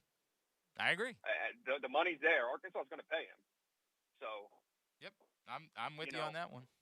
I just don't like when one of the things I can't totally speak to is just what is the ceiling for what Maryland can dole out for this. Is there going to be some some prince in shining armor who's going to come up and write a check? I don't know, but from where I'm standing and everything that I was led to believe, I don't see Maryland going well over 4 or 5 per year to get this done. So a lot of schools can match that at this point. Arkansas does a good job. What about Kim English? Yeah, I definitely interests me because there's the potential high upside, and can you miss? Yes. However, everyone that's been around Kim English speaks highly of Kim English. The question is going to be, if Missouri opens up too, is he really going to turn down his alma mater for Maryland? It's a very fair question, right? Like, it's right. a very fair question. And then the last one, just because it won't go away, Rick Pitino. I mean, if you tell me what the university system is willing to stomach in terms of getting this job done, and then I would have a better idea of if Rick Pitino is a viable candidate, because on paper, do you want to win? Because you'll win. I don't know. Iona already did the heavy lifting. They got him back into the job. And basically, if you hire Rick Pitino, you deal with, a news cycle for 24 hours, where everyone's going to pick it apart and maybe, throw some arrows or make fun of you or whatever it might be. And then it goes away and you've got yourself a hell of a head coach. And he's going to bring in, a good staff. He's smart enough to kind of bring in probably some younger folks who would offset his age, and maybe there's a potential, next candidate in that group. I think, look, a lot of people have gotten second chances at Maryland, including the athletic director. So, is it that far of a reach to go with someone that has that much baggage? I don't know. I mean, he's one of the 10 best coaches in college basketball, probably 5 best coaches in college basketball. So, what are you willing to do? Is it when you say it goes away, does it go away as quickly at Maryland as it does at Iona, right? Like, I feel like you are going to have to deal with everywhere you go play in the Big Ten for the first couple of years. There's going to be chants, and there's going like all those things are coming right back to you in a way that maybe they didn't exist because a coach is in the MAC, right? Like, sure. Is it as simple as saying, once you hire Rick Pitino, nobody cares about any of the other stuff, like all the restaurants, it's all gone, or does that come back up in a way at Maryland that it just wouldn't come up at Iona? I mean, there's plenty of coaches who have done plenty of bad things who are just living out in the open, and everyone there wants Bruce Pearl. Bruce Pearl ain't exactly whistle clean. There's plenty of people who have plenty of thoughts about how things get done in certain places. And look, and I know Rick Pitino's situation is completely different, right? And some of the stuff that happened at Louisville was just morally objectionable, and just spoke to a higher level of disregard for just even common sense. So I get that. However, look, like, do you deal with it at schools? Yeah, but if you're 20-2, it's going to be painted as, man, Maryland really hired. They took the risk and they're reaping the benefits. There's a lot of places that kind of ridden that wave. So, are you willing to stomach it and take the risk is really the question. And there's plenty of other candidates like that's. I do feel like this thing has kind of been whittled down to a lot of the same kind of recycled names. Right. And I sometimes I wonder if it's just like, if this thing has been too narrowed down in the public that it's almost becoming a little bit short-sighted. Because, like, I put this name on Twitter and it was kind of kicked back a little bit, and I'm not sure why, but like, if I'm there, I'm looking at Wes Miller at Cincinnati. He's 35 years old. He is making $1.2 million a year at Cincinnati. His buyout is, I believe, less than $2 million. He's already won. He's taken a program to the NCAA tournament. He got hired at Cincinnati because he didn't get the North Carolina job. He is someone who comes from ACC territory, so he would get Maryland. I think he would get it culturally. Right. He would get why it is still so kind of tethered to that ACC past. At the same time, he's now coached in the Midwest. And I feel like he would kind of understand a little bit of the Midwest and kind of have a feel for kind of Big Ten, living and things like that. Like, if he were still at his previous school, I feel like everyone would be talking about Wes Miller. Just because he's at Cincinnati, to me, doesn't eliminate that. I think a shrewd AD goes and takes a run. Why not? I hear what you're saying. Again, you're betting on somebody on the come, right? It's sort of like the Kim English. $1.2 million Yep. in a bad league. I hear you. I hear you. I think that you're dealing with the fan base question, right? Like, do they want the coach that's on the come or the coach that's already proven himself that, like, if you're Wes Miller, of course you should take the Maryland job, right? And I think this fan base is hoping for someone to take this job that doesn't have to take the job. Like, that's the type of coach that they want to have hired here. By your qualifications, do I think Wes Miller is a coach on the come who you might be getting as he rises into what he's going to be? 100%. I think that's totally possible. 100%. I think that's a plausible scenario. We will see. It's an interesting name to throw out there. I know Nico Nedved has been thrown out from Colorado State and Mark Pope, and some of those guys are like, I'm not really sure what the connection is other than just they're a good coach. Right. Like I get that, and wherever you got to find it.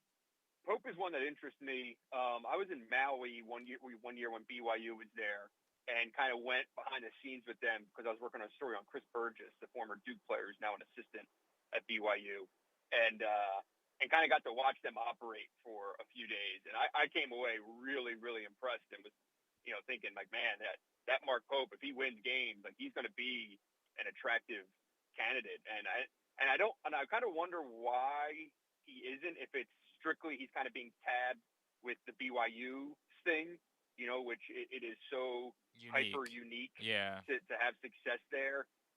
But at the same time, it's like Mark Pope doesn't come from BYU, right. Like his basketball credentials go back to, blue blood stuff. He would be interesting. The problem is if he wins there, he's probably going to Kentucky. That's a fair point. That's a really fair point, right? Yeah, he would rush to that job the moment it becomes available.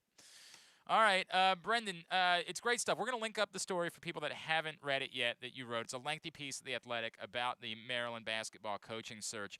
What else do you have coming up that people should be on the lookout for? Well, a few things. I'm actually on the road right now. I was just at Murray State working on a story on one of the best mid-major programs in the country that it keeps doing it even without Ja Morant, and kind of introducing people to the head coach there, a guy named Matt McMahon, who I would not be surprised if he pops up at an SEC school at some point in the rather near future. And I'm on my way on the road right now to Memphis to kind of press my face on the glass and see what in the world is happening. There. Yeah. I hope you don't get yelled at in the post game. I hope you I know it. screamed at. Man. I can take it, but it would be that'd be an interesting scene. I also have a story on Travion Williams, I believe, coming up that kind of re-examines recruiting rankings for when a guy is far removed from that time in his life. So looking forward to it, and I appreciate you asking. At BF Quinn on Twitter is how you follow him. Brendan, really appreciate taking a couple of minutes for us this morning, man. We'll be in touch. Thanks so much for doing it. Happy to. Thanks so much. Brendan Quinn from The Athletic checking in with us, talking a little bit more about the Maryland basketball search. The Ed Cooley thing is really interesting to me. It really is. It's quite interesting to me because I think that if I'm like trying to put myself in that person's shoes, the argument of you got a fan base here that's not going to be happy unless you're competing for championships, whereas at Providence, being competitive and being someone who's from there makes you happy. It's not likely to be a drastic difference in money, so why you leaving happy? I think it's relevant. I think it's quite relevant, in fact. I think it's almost overwhelmingly relevant. It almost makes me think that Ed Cooley isn't really a candidate at Maryland, which is a bummer because I think Ed Cooley's a hell of a coach, and I think they do well. But why mess with Happy? Why mess with, and maybe there really is. Maybe there's some part of Ed Cooley that we don't know about that wants the challenge of winning a national championship and doesn't believe he'll be able to do it at Providence, thinks there's a limit to what you can accomplish there, and says, this is my chance to go somewhere where I will have a shot at winning a national title. I'm going to cash in my chips and do it, right? Like maybe that exists. But it's quite the jump to make to think that Maryland, 20 years removed, and multiple coaches removed from winning a national championship, from even being close. Like, that's the other part about this. It's not as if they've been competitive for a national championship since then.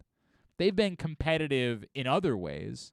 You know, they've made the Sweet 16 because the bracket broke for them. The Gravis-Vasquez team, certainly, if Corey Lucius doesn't hit that shot, has a chance of making the Final Four that year. But they have not been competitive to win a national championship at all in 20 years. So you're happy. You're at a place where you're loved. The money's not overwhelming. The only difference would be the belief that you could win a national championship in one place or the other. I'm not certain that I know that Maryland is a significantly better place to be to try to win it than Providence. I just don't know that. Those are the realities of the circumstances. And, you know, I hope Maryland will get there. But reality is reality. That's not what they've been. We're remembering something from a time ago that ain't what Maryland has been. Arkansas won a national championship in the 1990s. That didn't make Arkansas a perennial powerhouse for years to come. Georgia Tech made it to the national championship game against UConn. Let's just say they win that game. Are they suddenly a basketball powerhouse, or are they a team that won a national championship? And I get that it's hard to do. I certainly understand that. But I just don't see it. I just don't see it. Today's show also brought to you by your local Toyota dealer and buyatoyota.com. Make the most out of every day in a Toyota RAV4, available in hybrid or gas-only models. A RAV4 can get you where you want to go in style. Check out buyatoyota.com for deals on new RAV4s from your local Toyota dealer today. We'll come back in, look at the other side of the Super Bowl matchup, and Jeremy Conn still to come on a Monday edition of Glenn Clark Radio. Sports fans, the wait is over. The all-new FanDuel Sportsbook is now open at Live Casino and Hotel in Hanover, Maryland. This is your chance to win big right in your own backyard. Bet on every sport with self-service kiosks and watch all of the action from the best seat in the house. Make every moment more at the all-new FanDuel Sportsbook at Live Casino and Hotel in Hanover. Please play responsibly. Gambling problem? Please call 1-800-GAMBLER or visit mdgamblinghelp.org. That first sip. That first bite. Start your day off right with a delicious breakfast at Royal Farms. Choose from a fantastic selection of fresh Royal Farms breakfast sandwiches and top it off with a rich hot cup of the freshest coffee in the world. At Royal Farms, breakfast is available day and night. It's the freshest breakfast in the world. Real fresh, real fast. Royal Farms. Duffy's Garage is a family-owned and operated car care facility in beautiful Baldwin, Maryland. An authorized Maryland inspection station and Napa Pro Care Center with ASE-certified techs. Tell them that Glenn Clark sent you and receive 10% off your service with a max discount of $150. You gotta trust where you take your car, so take it to where I take mine. Duffy's Garage in Baldwin. Duffy'sGarageMD.com.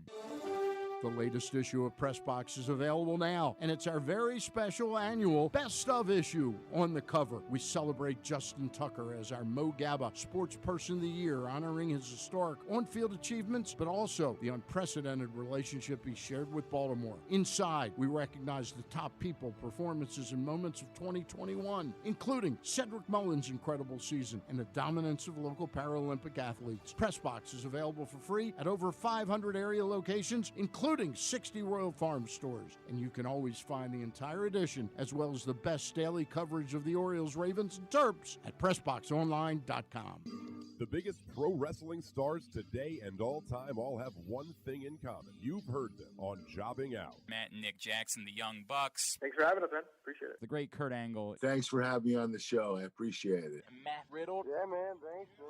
The champ, Drew McIntyre. Oh, thank you for having me. The great Ron Simmons. Damn. Keith Lee. Appreciate you guys having me, man. Bill Goldberg. My pleasure. Charlotte. Thank you so much for having me. Mick Foley is with us. This is the greatest name for a wrestling show I've ever heard. MJF. I'm glad you're happy I'm on this show because I'm freaking miserable. Le champion. Chris Jericho. Le champion. AJ, Aaron, Brandon, and Glenn are talking pro wrestling every week on Jobbing Out. Find it at PressBoxOnline.com/radio, iTunes, and SoundCloud. Stay tuned. Your chance to win $1 million is coming up. Probably not from us. You're listening to Glenn Clark Radio. Tonight, Facebook Live, Stan the Fan Charles, Ross Grimsley, and the Otter Greg Olson. They'll be getting together talking some baseball this evening. Busy week for Stan. He's doing 3 shows for you. On Wednesday night, he'll be catching up with Towson basketball coach Pat Scarry at 7 o'clock. On Thursday, he and Gary Stein will be catching up with City Councilman John Bullock and Stephanie Williams, who's the president of the Carroll Park Pitch and Putt Golf Club, to talk about something special they've been doing about sort of the diversity of golf in the area. So some great shows this week. Again, all starts tonight. Stan and Ross Grimsley and Greg Olson, 6 o'clock. Facebook.com/PressBoxSports. And then if you miss it, you can see it the next day. PressBoxOnline.com/video. Monday edition of GCR. I apologize. Bunch of people that I haven't gotten to this morning. I'm sorry. It's my fault. Michael is apparently mad about what Brendan Quinn was saying about Maryland. What makes this guy an expert on recruiting? I'm not sure that he said that he was an expert on recruiting. And yes, the idea is that the practice facility is being built, but it's been being built for years to come, and there is no date today on when it's going to be done. There's still money that needs to be raised in order for it to be finished. Now, they are confident at Maryland that it's going to happen, but they were confident it was going to happen years ago. To pretend like it's not a part of the story, yes, it's coming, sure, great. You're playing catch-up at that point. It's not putting you ahead of anyone else. It's just getting you on a level playing field. And you still have to actually do it. The guy that takes the job is not going to be able to walk recruits to a practice facility this summer. It will be time before he can do that. So you can be mad about that, and you can not like it because it seems like somebody's trashing your team, but that's reality. Yes, we think there's going to be a practice facility for the Maryland basketball team coming. Yes, they have plans, and most of the money raised. But there is nothing in the ground. It's not even something that we can give a date to. Here's when we know. You can say to a recruit, it's going to be here for your freshman season. It doesn't exist. That's not real, and it's a factor. Paul and Ovilando. I did have a Terps coaching search question. Does anyone know if Thad Matta is interested in getting back on the sideline to coach again? I know he had back issues, but if healthy, he'd be an awesome hire, only in his mid-50s, no buyout to pay, and a proven winner in the Big Ten. It's a very interesting question. I have not thought much about Thad Matta at all, if I'm being completely honest. He has a role in what they're doing at Indiana. I don't know all of the details of how that works, but it was part of like their hire of Mike Woodson is that there was a story, if I remember correctly, that like they needed to know where they wanted to hire him to be the coach. They needed to know where he was health-wise, and he just wasn't in a place health-wise where he could be the coach. So instead, he was going to just take a job. Then I think some of those reports were refuted, if I remember correctly. I don't know exactly where he is. I would like to think that if you are conducting a search for a Maryland basketball coach, that you probably would have called and gotten that answer. And, yeah, he's only 54. He's certainly – it's not like hiring Rick Pitino, who's 69.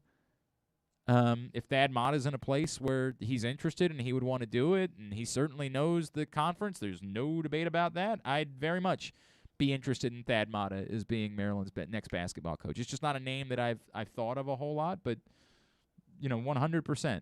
It'd be a name. I would also think that if he took that job at Indiana and, like, it might be a thing where, like, if he's capable of coaching again, there's sort of an agreement that he would do it at Indiana. And I know Mike Woodson's an alum and he's a popular guy, but I would think that Indiana would move pretty quickly if Thad Matta could coach again to say, no, you're going to be the coach here. That's the way this is going to work. So I don't know what the factor that would be. To Steve, who says, Glenn, I'm just not understanding of why it is that everyone is so dismissive of Rick Pitino. We're pretending like Rick Pitino is an evil person and forgetting the fact that he was the victim of an extortion plot. Technically, that is some point we have to sit down and have a conversation about what it is that we want from a basketball coach. If you want to say that there can be a hire that long-term is a better option than Rick Pitino, yeah, that's certainly possible. But right now, to your guest point, there's no doubt that he is one of the best basketball coaches in the country, and there's nothing he's done that is so evil that I wouldn't want him to be on the team. Having hookers around the basketball team at Louisville, you want to say it's not evil? Fine. Maybe it's not evil. But that's so beyond the pale that it's like the next step to evil. Right? Like, I'm not, again, by no means a prude, and certainly understand that young men can do whatever they want. They're going to want to have sex. They can go out and have sex whoever they want to have sex with. But, like, openly having escorts around for recruits, and I guess some of them weren't legally even adults.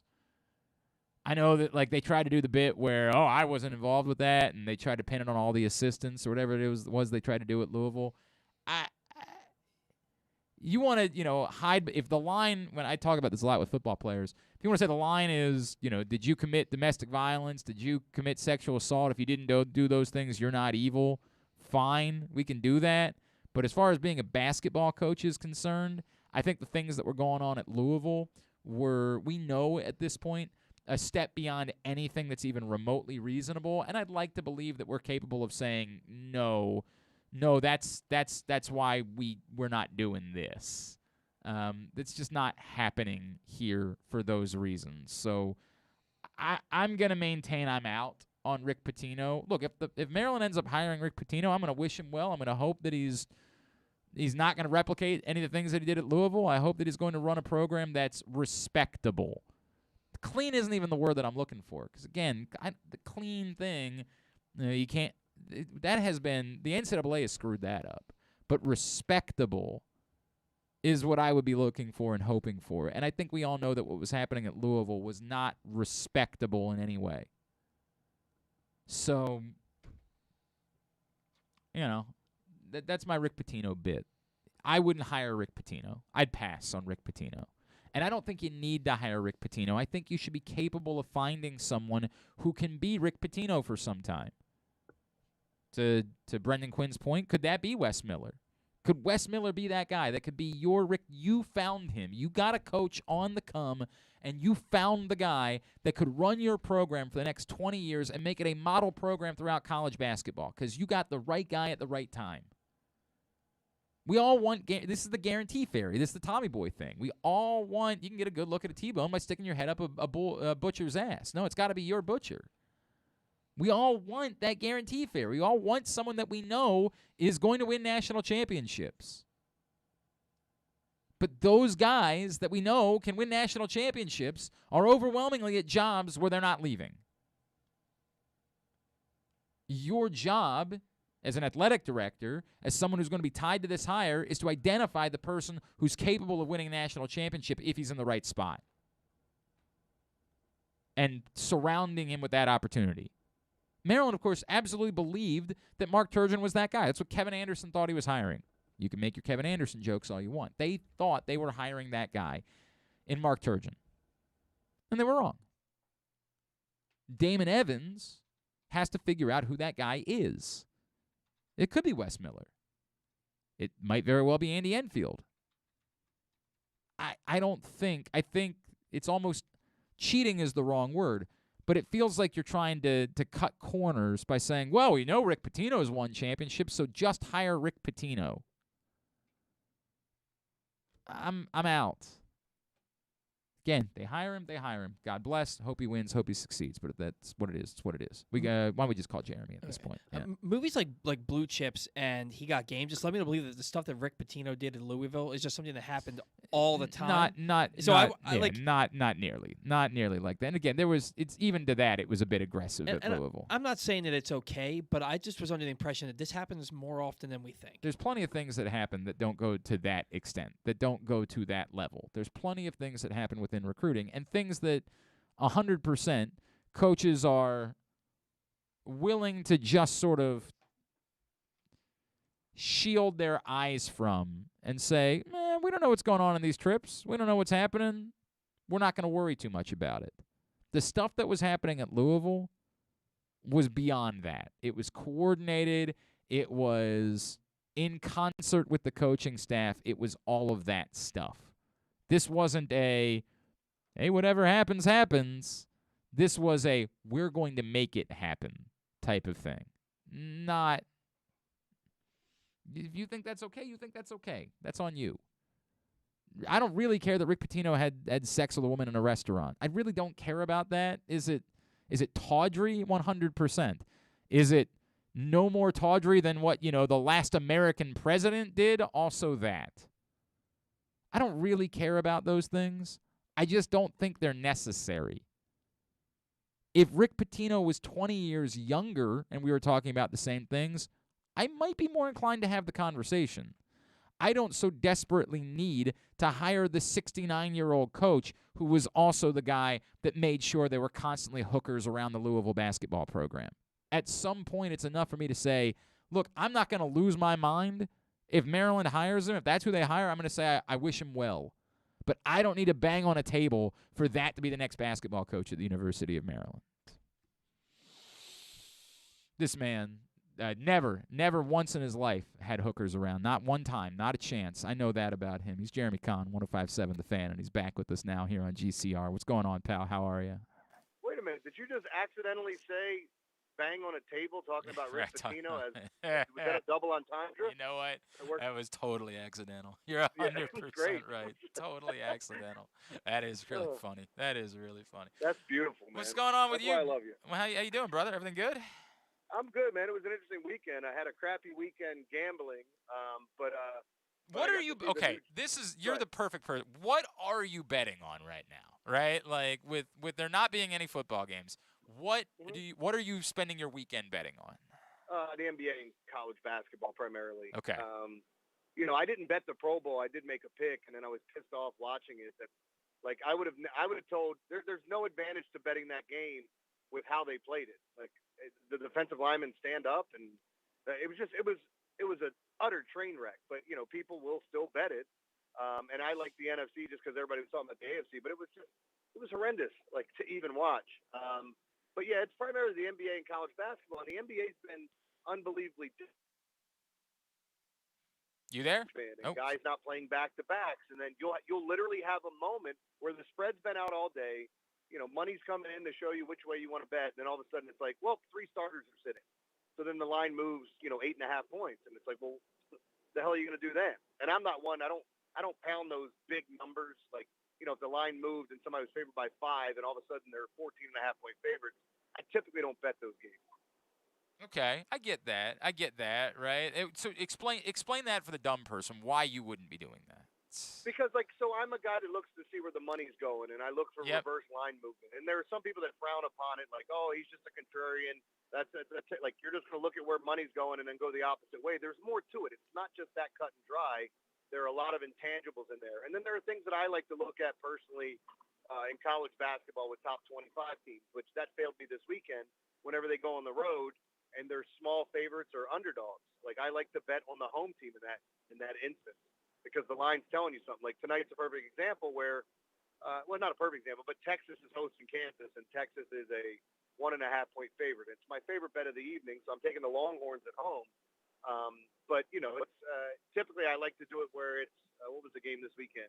Oh, Alabama. Alabama could be a top 25 team. Mm-hmm. They hosted Kentucky, Yep. and they got their brains beat in. Yep. I didn't make that an official play for me on Saturday, but I did like the game. What was the top play for me on Saturday in college basketball? There was another like I had UNC as a 3-point underdog to Duke, and I liked them in that matchup their last time facing, Coach K at their facility, and thought they'd really be up for it, and Duke beat the brakes off them. So like little things like that. But there's also things in the NBA that people don't look at. Like the Bulls will be playing 4 games in, I think, 6 nights, and that's a lot. Like somebody had just tweeted out DeMar DeRozan played more minutes in the past 4 games or 3 games he's played, and then they gave out all these other superstars in their past 5 to 6 games combined. So, I mean, there are like a lot of little things that I think people don't pay attention to that I'm looking at all day long. But it was a crappy weekend for betting for me. But I was happy because I got to watch the Jackass Forever movie and get my pants laughing. We also watched. I gotta be honest with you. We went and saw it Friday, Jeremy. I had one moment during the course of the movie where I said to myself, and it's the moment. Do we care? It's spoiler. It's still funny when you see it, even if you hear it. Yeah, it's true. It's the moment where Preston poops his pants, and then he looks into the camera and he's like, "I'm an adult. I'm 50. I shouldn't be doing this." Yeah. And it was the only time I had a moment where I sort of it became quite meta for me, where I'm like, should any of us be doing this? Should any of us still be watching these 50-year-old dudes doing this to themselves? Is this actually sad? You took it the other way. I took it the opposite way. He's 50 and he shouldn't have just accidentally crapped in his pants. That's what I thought. Oh, no, it's 100% what I think he was saying. I'm saying it created a moment for an existential crisis that I was feeling in that moment about watching all of it, where I'm like, look, this is Jackass, and I will forever love and appreciate all of this. But even as they were trying to put the young guys over, watching a bunch of 50-year-old dudes trying to put over a guy named Poopies, was really quite weird to me. They couldn't have said it any more time. They had to keep calling the guy Poopies because there's no – what's the shortened version of it? What's up, Poop? Yeah. They just had to keep saying Poopies 100 times. And I'm like – must have a terrible name or something. Oh, I can't even imagine what the guy's name. But I get it, and I'm not – it's not embarrassing because, my God, they're all getting rich, right? It's not embarrassing by any stretch of the imagination. But at some point, aren't we all supposed to say, maybe you shouldn't be sitting around – at 50 years old, hitting guys with stun guns out of nowhere and dumping, I don't want to say because that sort of gives away one of the big scenes in the film. Yeah. Doing that, at some point, shouldn't you be moving beyond that in your life? In a weird way, I felt the best about Chris Pontius because he did the least of the stunts during the course of the film, where I could tell he was just sort of guys, I don't have to do this anymore. I'll be a part of your movie. I'll still put on a dress and do some silly things. Things that I would never do, and one was said thing that you were talking about, and then the snapping turtle at the beginning of the movie. Right, correct. He did a couple of those, but he did the least of the physical stunts. I thought the star of this one. Now, first off, let me ask you: did you like any of the new guys or no? You mentioned Poopies, the big heavy Poopies set guy. That Zach was the heavy set guy. He's the guy that did the most for me. I thought he had the most to offer in and then they brought in the African American guy from England, and the other guy whose dad was a gangster. I thought that stuff was funny. That did work for me too. That worked for me. The star of the show for me was Danger Aaron. Right, Danger Aaron was very good. Yes, he stepped up. My favorite skits, and the lie detector test that turned out to be something else, which I won't ruin it for anyone. Was absolutely my favorite, especially when they're telling him he needs to be quiet, and they hit the shotgun. It makes me laugh every time, and his body shakes so much when he's nervous. It's hilarious. I'm with you. I'm with you on Danger Aaron being the star. I'm 100% in agreement on that. There were parts where I legitimately thought they were trying to kill him. The point where I was like, "Whoa!" The pogo stick. I don't like. But that again goes back to there's a limit for me, right? PK Subban, I get that bit. The pogo stick. That was awful. What the F? What is that? Was gonna happen? 100. Honestly. That one to me was I mean, every time I watch a Jackass movie, inevitably I have to look away a little bit every now and then. I have to kind of regroup and shake it off. That the pogo stick was by far, the one. Yeah, that was in the this one where I cringed the most. Somebody audibly yelled from the back of the room, "Please don't!" right before the scene started. It was one of the funniest things I've ever heard in my life. Was someone in the movie theater. There's like 8 of us in the movie theater, and one person yelling out, "Please don't!" It was, and it's funny because like this type of humor, like I grew up on Jackass. I loved it, and 100%. One of the stories I love telling is we had Steve-O in studio when he was doing. It was basically like a stand-up comedy routine, but Right. he was showing a lot of videos of crazy things he did. Like if you didn't get to see a stand-up, he went down to the Dominican Republic or Puerto Rico. I'm trying to remember where it was, and he got, he got his.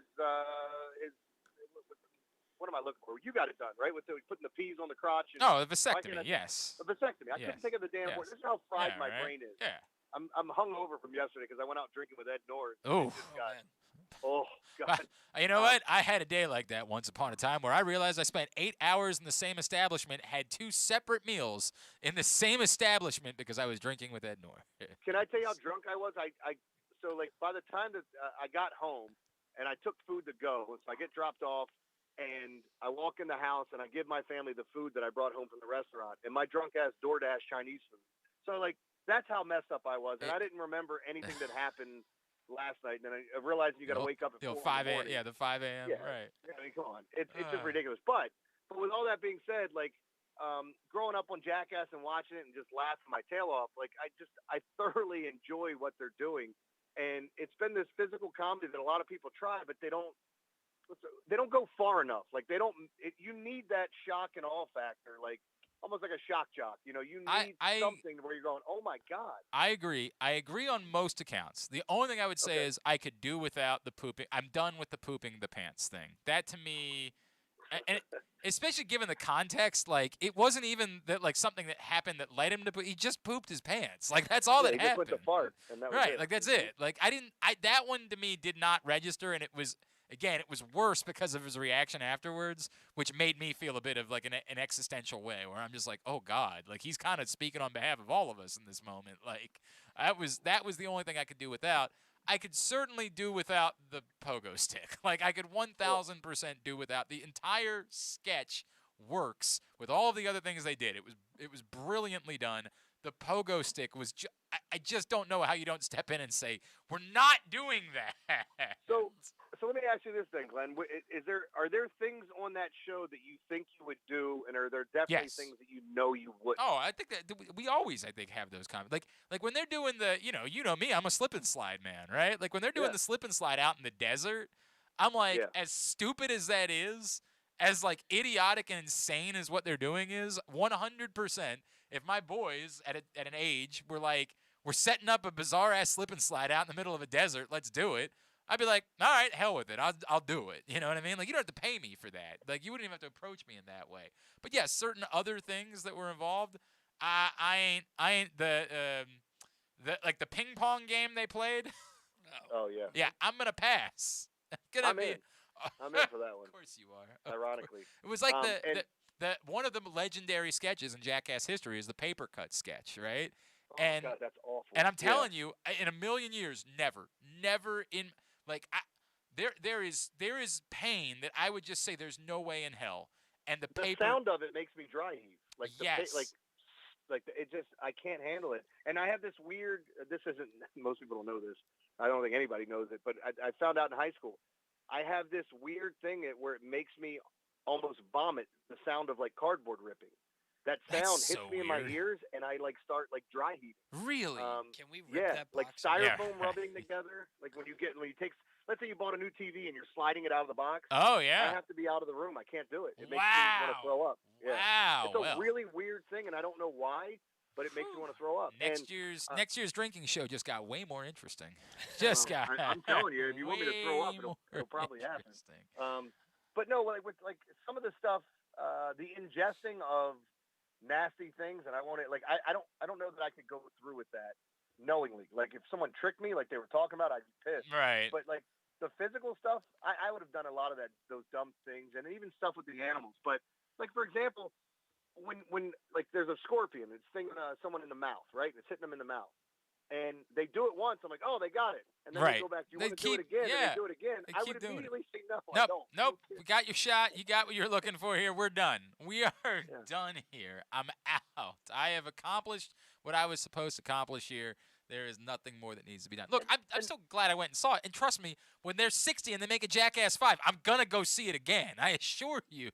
I'm going to Even with all the new characters, there's just something, I don't know what it is about me. Like, I was smiling while I was waiting for it. And then I hear the opening theme song, and it always does the same thing. I don't know why. It takes me back to a place where I'm just happy laughing. Like laughing at dumb things. 100. And I love it. I said it to I happened to, an old friend of mine, like a friend from high school, I happened to bump into her dad over the weekend. And we were just chatting for a little bit. I'm like, you're going to laugh. I went and saw another Jackass movie. And he looked at me, and he was like, that sounds about right. I'm like, it's just 2 hours, and knowing I'm getting to watch guys get hit in the balls. Like, what I'm supposed to say no? Like, come on, man.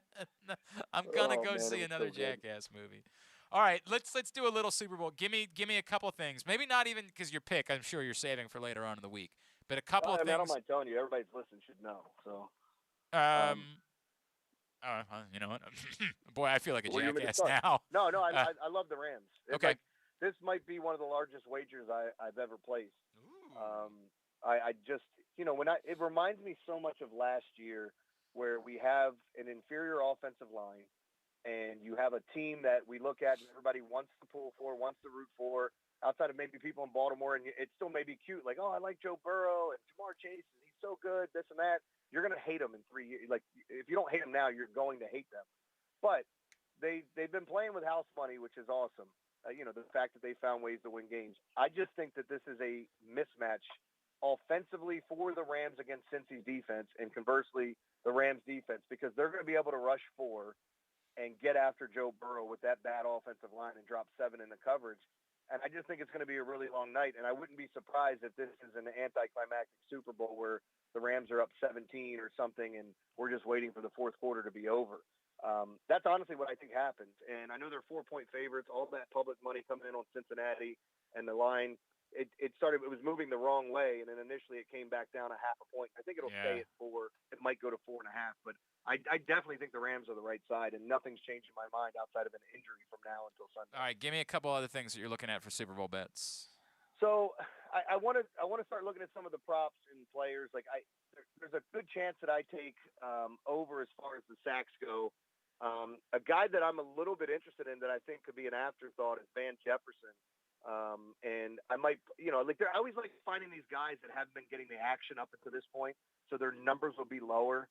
Like, I'm trying to think of, I remember betting Ricky Prohl to get over 12 and a half yards. So you just needed one catch from him way back when, so like things like that. So to take some guy that's not often used. And then the other thing to really look at is both tight ends being banged up, and both teams like to use the tight end. So Drew Sample, and forgive me because I'm blanking on the kid that came in. I think his last name began with a B.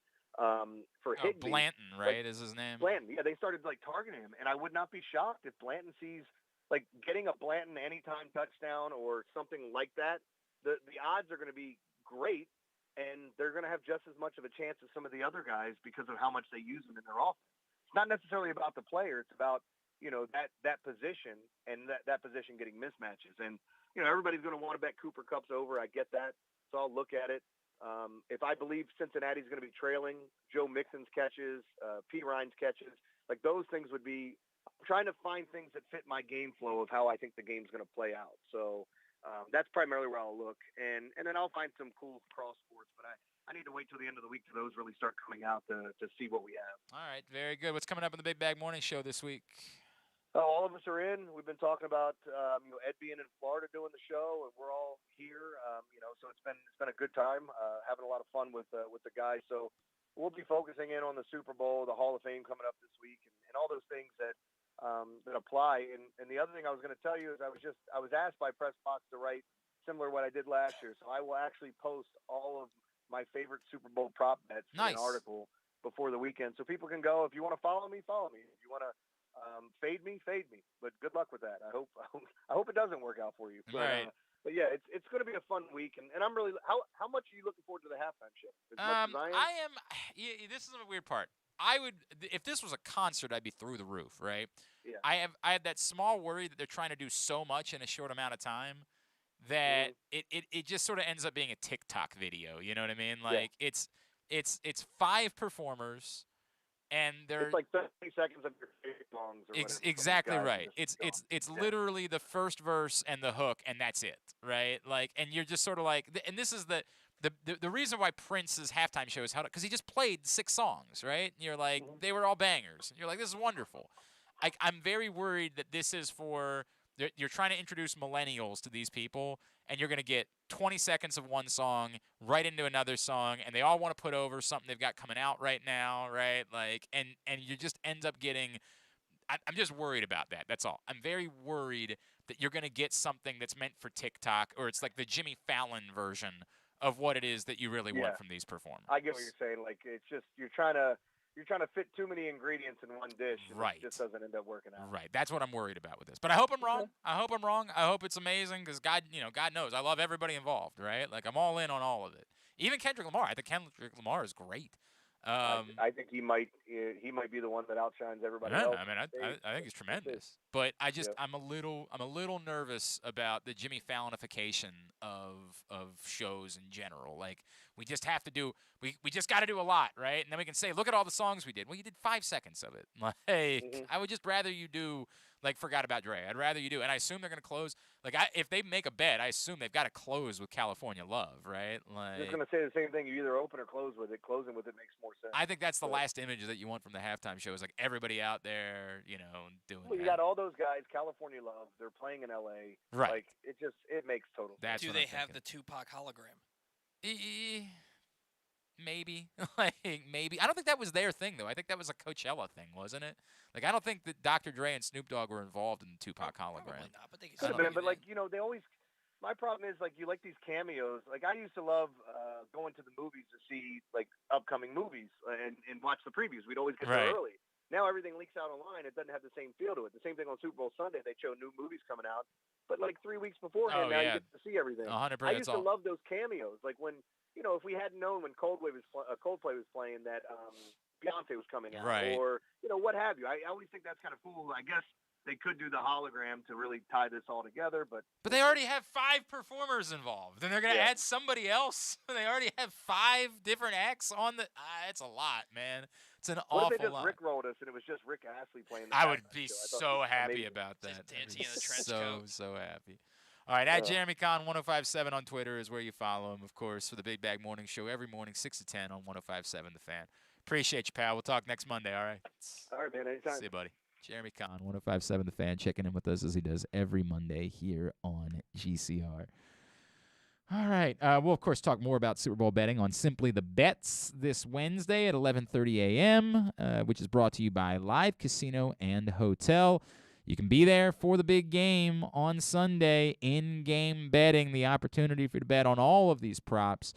Go right now or email right now, events@sportssocialmd.com. They'll get you hooked up for whatever spots they have left for the big game on Sunday, events@sportssocialmd.com. There is literally nowhere better that you could be to watch the big game than Live Casino and Hotel in Hanover this Sunday. All right, as we wind down, a couple of things I didn't get to today. One, Dick Cass retiring. I think caught people by surprise. Something that I had not been warned about by anybody within the Ravens. Based on his age, it's not all that surprising, but just not something that people had been talking about, like, hey, we're getting to that point. And clearly, internally, they knew because they had already hired their next team president. So they were not remotely surprised by it.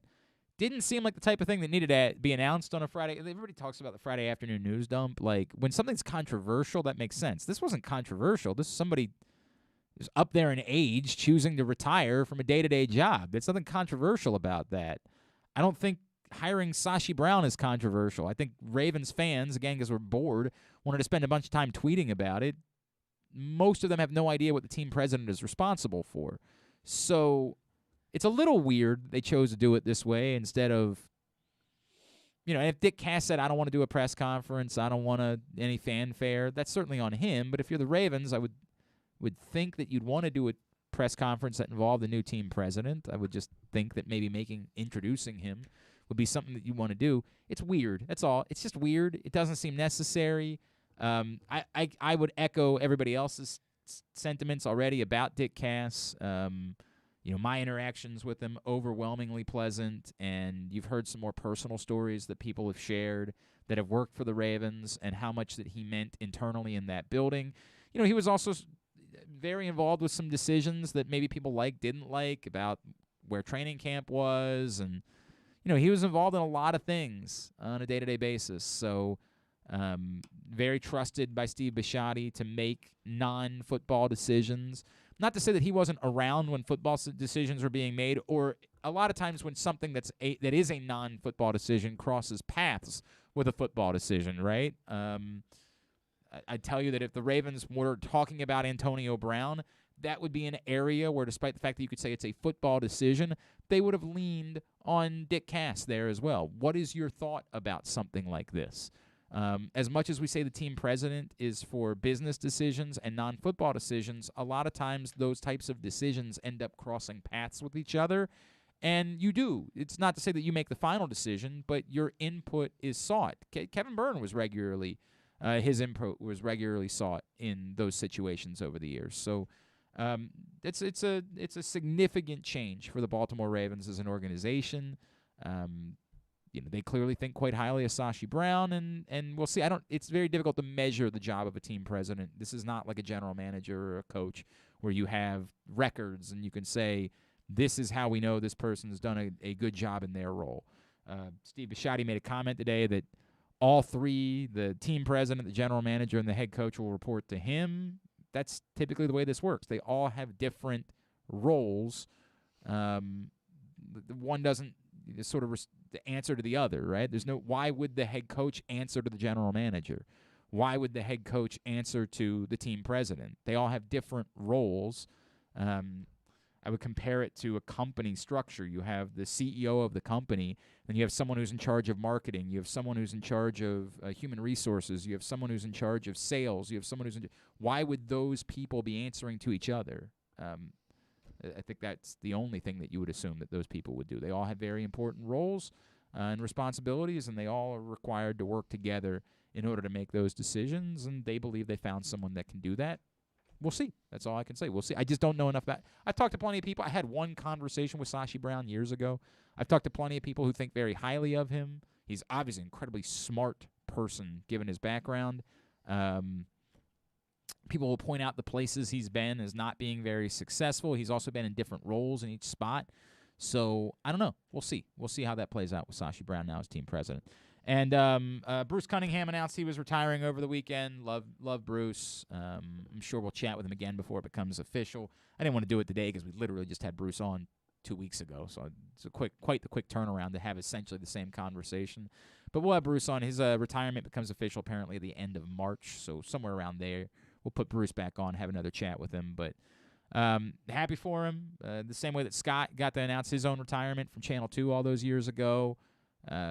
I certainly get why when you get to a certain age, you say to yourself, not sure I really want to work until midnight every night. Just not certain that's something that I want to do anymore with my life. And I have the and as he laid out when he announced it, he's the opportunity to still do some stuff with the TV station, as well as continue to do some radio for the fan and things along those lines. It's a good way to go about making a retirement. I know a lot of Bruce's family. His daughter and I were very close, and he's got lots of grandkids, and so happy for Bruce that he's going to be able to spend time doing those things. He is very unique among those of us in Baltimore, and sometimes we have made fun of him because of it, but as I told him, we always have done it out of love. Like, it's out of love and respect for Bruce Cunningham and someone who has been an institution here in Baltimore over the years. So I'm very happy for Bruce. All right, let's get a tidbit. Tidbit is brought to you by this print issue of Pressbox. Final week for you to get this one before the new print issue hits newsstands. You want to go pick it up right now. Justin Tucker, our Mo Gabba Sports Person of the Year, is on the cover of our Best Of issue. And again, final week for you to get it right now at your neighborhood Royal Farms or any of the hundreds of locations where you find Pressbox throughout the area. All right, as we noted last week, two quarterbacks will be making their first Super Bowl appearance this Sunday when Matthew Stafford and Joe Burrow face off. In the history of the Super Bowl, a quarterback has won MVP 31 times. 10 wide receivers, 6 running backs, 4 linebackers, 2 defensive linemen, Harvey Martin and Randy White, in the same Super Bowl. 1 safety, 1 fullback, and 1 kick returner make up the rest of the MVP winners. Linebacker Chuck Howley remains the only player to win MVP in a losing effort after picking off 2 passes and recovering a fumble in Dallas's 16-13 loss to the Baltimore Colts in Super Bowl V. Since 2000, 13 quarterbacks have won the Super Bowl MVP. Who are the 8 non-quarterback MVPs? Julian Edelman. Julian Edelman in Super Bowl 53. He is the most recent one. Ray Lewis. Ray Lewis in Super Bowl 35. That was back for the 2000 season. Dexter Jackson, right? Was the who we next one. figured it out Super last Bowl week. 37. That is correct. Oh, Hines Ward. Hines Ward in Super Bowl 40. Who was the other Steelers receiver? It was Santonio? Santonio Holmes, Super Bowl 43.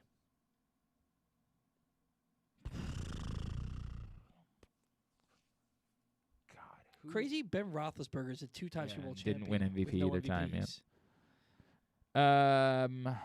I mean, he played really well in the Cardinals Super Bowl. It's just that Santonio Holmes made that catch, and so, kind of understanding as to why you give a little bit more of a nod to the wide receiver than the quarterback on that particular play. And even if Santonio Holmes doesn't make that catch, it's still probably James Harrison for that fumble recovery. Oh, right before the touchdown. half, yeah. There's a great point. Who? Bobby Wagner? Who was it for Seattle? Was it Wagner? No. It was a defensive player, though. It was a linebacker. It was a linebacker. It was, I don't know, it was before KJ Wright. It was, God, this is going to drive me nuts. Hang on, I'm going to come up with it. It was an inside linebacker? That I don't know. I can't remember which position he played. I just know he's a linebacker. It was Malcolm Smith, because I always get him confused with Malcolm Butler. Super Bowl 48. Yeah, Malcolm Smith. How You many have- am I missing? You're missing 2. You have 1 wide receiver, 1 linebacker. One wide receiver. Oh, Von Miller. Von Miller in yeah. Super Bowl 50. And the other wide receiver. This was the one I thought you'd struggle with the most because I didn't remember this either.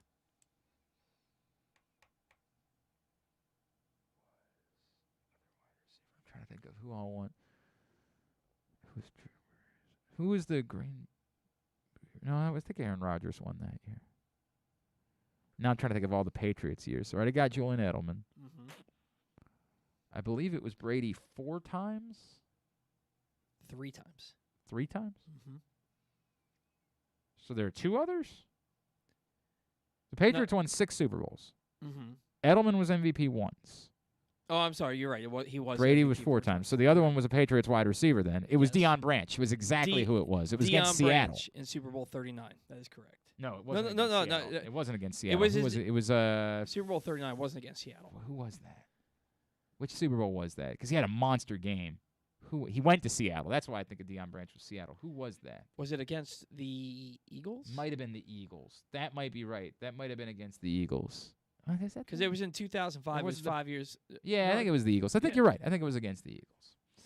All right, very good. Very good. Tubular is brought to you today by the CIAA tournament, which is coming to Baltimore. Looking forward to it. It's going to be an incredible event for the entire city, and it's going to do so much for the region. And if you still don't know about the CIAA tournament, it's back after being virtual a year ago and headed to Charm City February 22nd to 26th, the first new location for the event since 2005, and going to be thousands upon thousands of fans, alumni, and players from all sorts of different historically black colleges and universities. It's going to be a weekend of reunions, basketball, and celebrating culture, not only sports-focused but community-focused, along with the games. There's a multitude of meaningful off-the-court educational programming for the community and student-athletes planned around topics like wellness, mental health, women in sports, etc. The CIAA is an event that has become a celebration of family, culture, and accomplishments that uplift and strengthen the African-American community, and tickets are still available for the CIAA tournament. Go right now to spell it out, theciaaa.com or ciaatournament.org, ciaatournament.org. CIAA.org right now in order to get your tickets for the CIAA. Here's what's coming up tonight. Totally tubular. Only one area hoops team in action. Navy is on TV tonight against CBS Sports Network, coming off that last-second win over Loyola on Saturday. They host Lafayette tonight at 7. The rest of the college basketball you can find at glennclarkradio.com. NBC Sports Washington for Heat Wizards at 7. NBA TV for Suns Bulls at 8. Olympics on NBC at 8 and USA at 8:15. The Olympics coverage on the USA Network includes the big USA-Canada women's hockey matchup. That's tonight at 11:10, final matchup of the preliminary round. The U.S. women have been rolling. I turned off the game on yesterday morning because it was 7-0 early in the second period against Switzerland. They have been doing work, but this is the big one tonight at 11:10 between the U.S. and Canada. And then on tomorrow morning, or overnight tonight, the coverage will include the luge, and that includes Baltimore native Summer Britcher. You know, I learned in the Baltimore Sun today that one of the Jamaican bobsled team is from Morgan State, was a Morgan State alum. Did not know that. So that's cool. Also, Super Bowl opening night tonight. It's the Media Day thing that's not really anymore because it's virtual. That's at 8 o'clock on ESPN2, and the Sci-Fi Network for WWE Monday Night Raw at 8 because the Olympics are on USA. Non-sports. Not a lot. Keegan-Michael Key is going to be, and Jennifer Coolidge are going to be on Jimmy Kimmel on ABC at 11:35. You have 911 Lone Star on Fox at 8 o'clock, and The Cleaning Lady at 9. And on TBS at 10 o'clock, you have American Dad on HBO Episode 3 of The Gilded Age at 9 o'clock. All right, very good. Thanks today to Rocky Boiman out in Cincinnati. Thanks also to Jeremy Conn, as well as to Brendan Quinn from The Athletic. We'll get all that up in the greatest hits section of the Archives tab at glennclarkradio.com. You guys seemed to enjoy this the last time, so when we found out that the list of Rock and Roll Hall of Fame candidates came out last week, got together with my buddy Spiro Marikis, the play-by-play voice at Towson, and he's going to come in again tomorrow morning at 11 a.m., and we're going to have a healthy debate about this year's Rock and Roll Hall of Fame candidates. Looking forward to that. Also, Patrick Stevens joins us, as he does every Tuesday. And DeMarco Farr is going to do 11:45 tomorrow. Not going to work. We will work around that. Oh, we got a guest in studio in the 11 a.m. hour tomorrow. Just not, but we'll talk about it. It's fine. Okay, you and I will figure that out. All right. So thanks today to everybody at PressBox, all of our great sponsors and partners, including Glory Days Grill, Royal Farms, CIAA Tournament, Grade 8's Memorabilia, Live Casino Hotel, Underdog Fantasy Football, Blue Line Canine, your local Toyota dealer, buyatoyota.com. Thanks to Paul Valley. Follow him on Twitter at Paul Valley III. Follow us on Twitter and Instagram at Glenn Clark Radio. Have a great Monday evening. Go Navy Hoops. Go USA Women's Hockey. Duke sucks. Ohio State sucks too.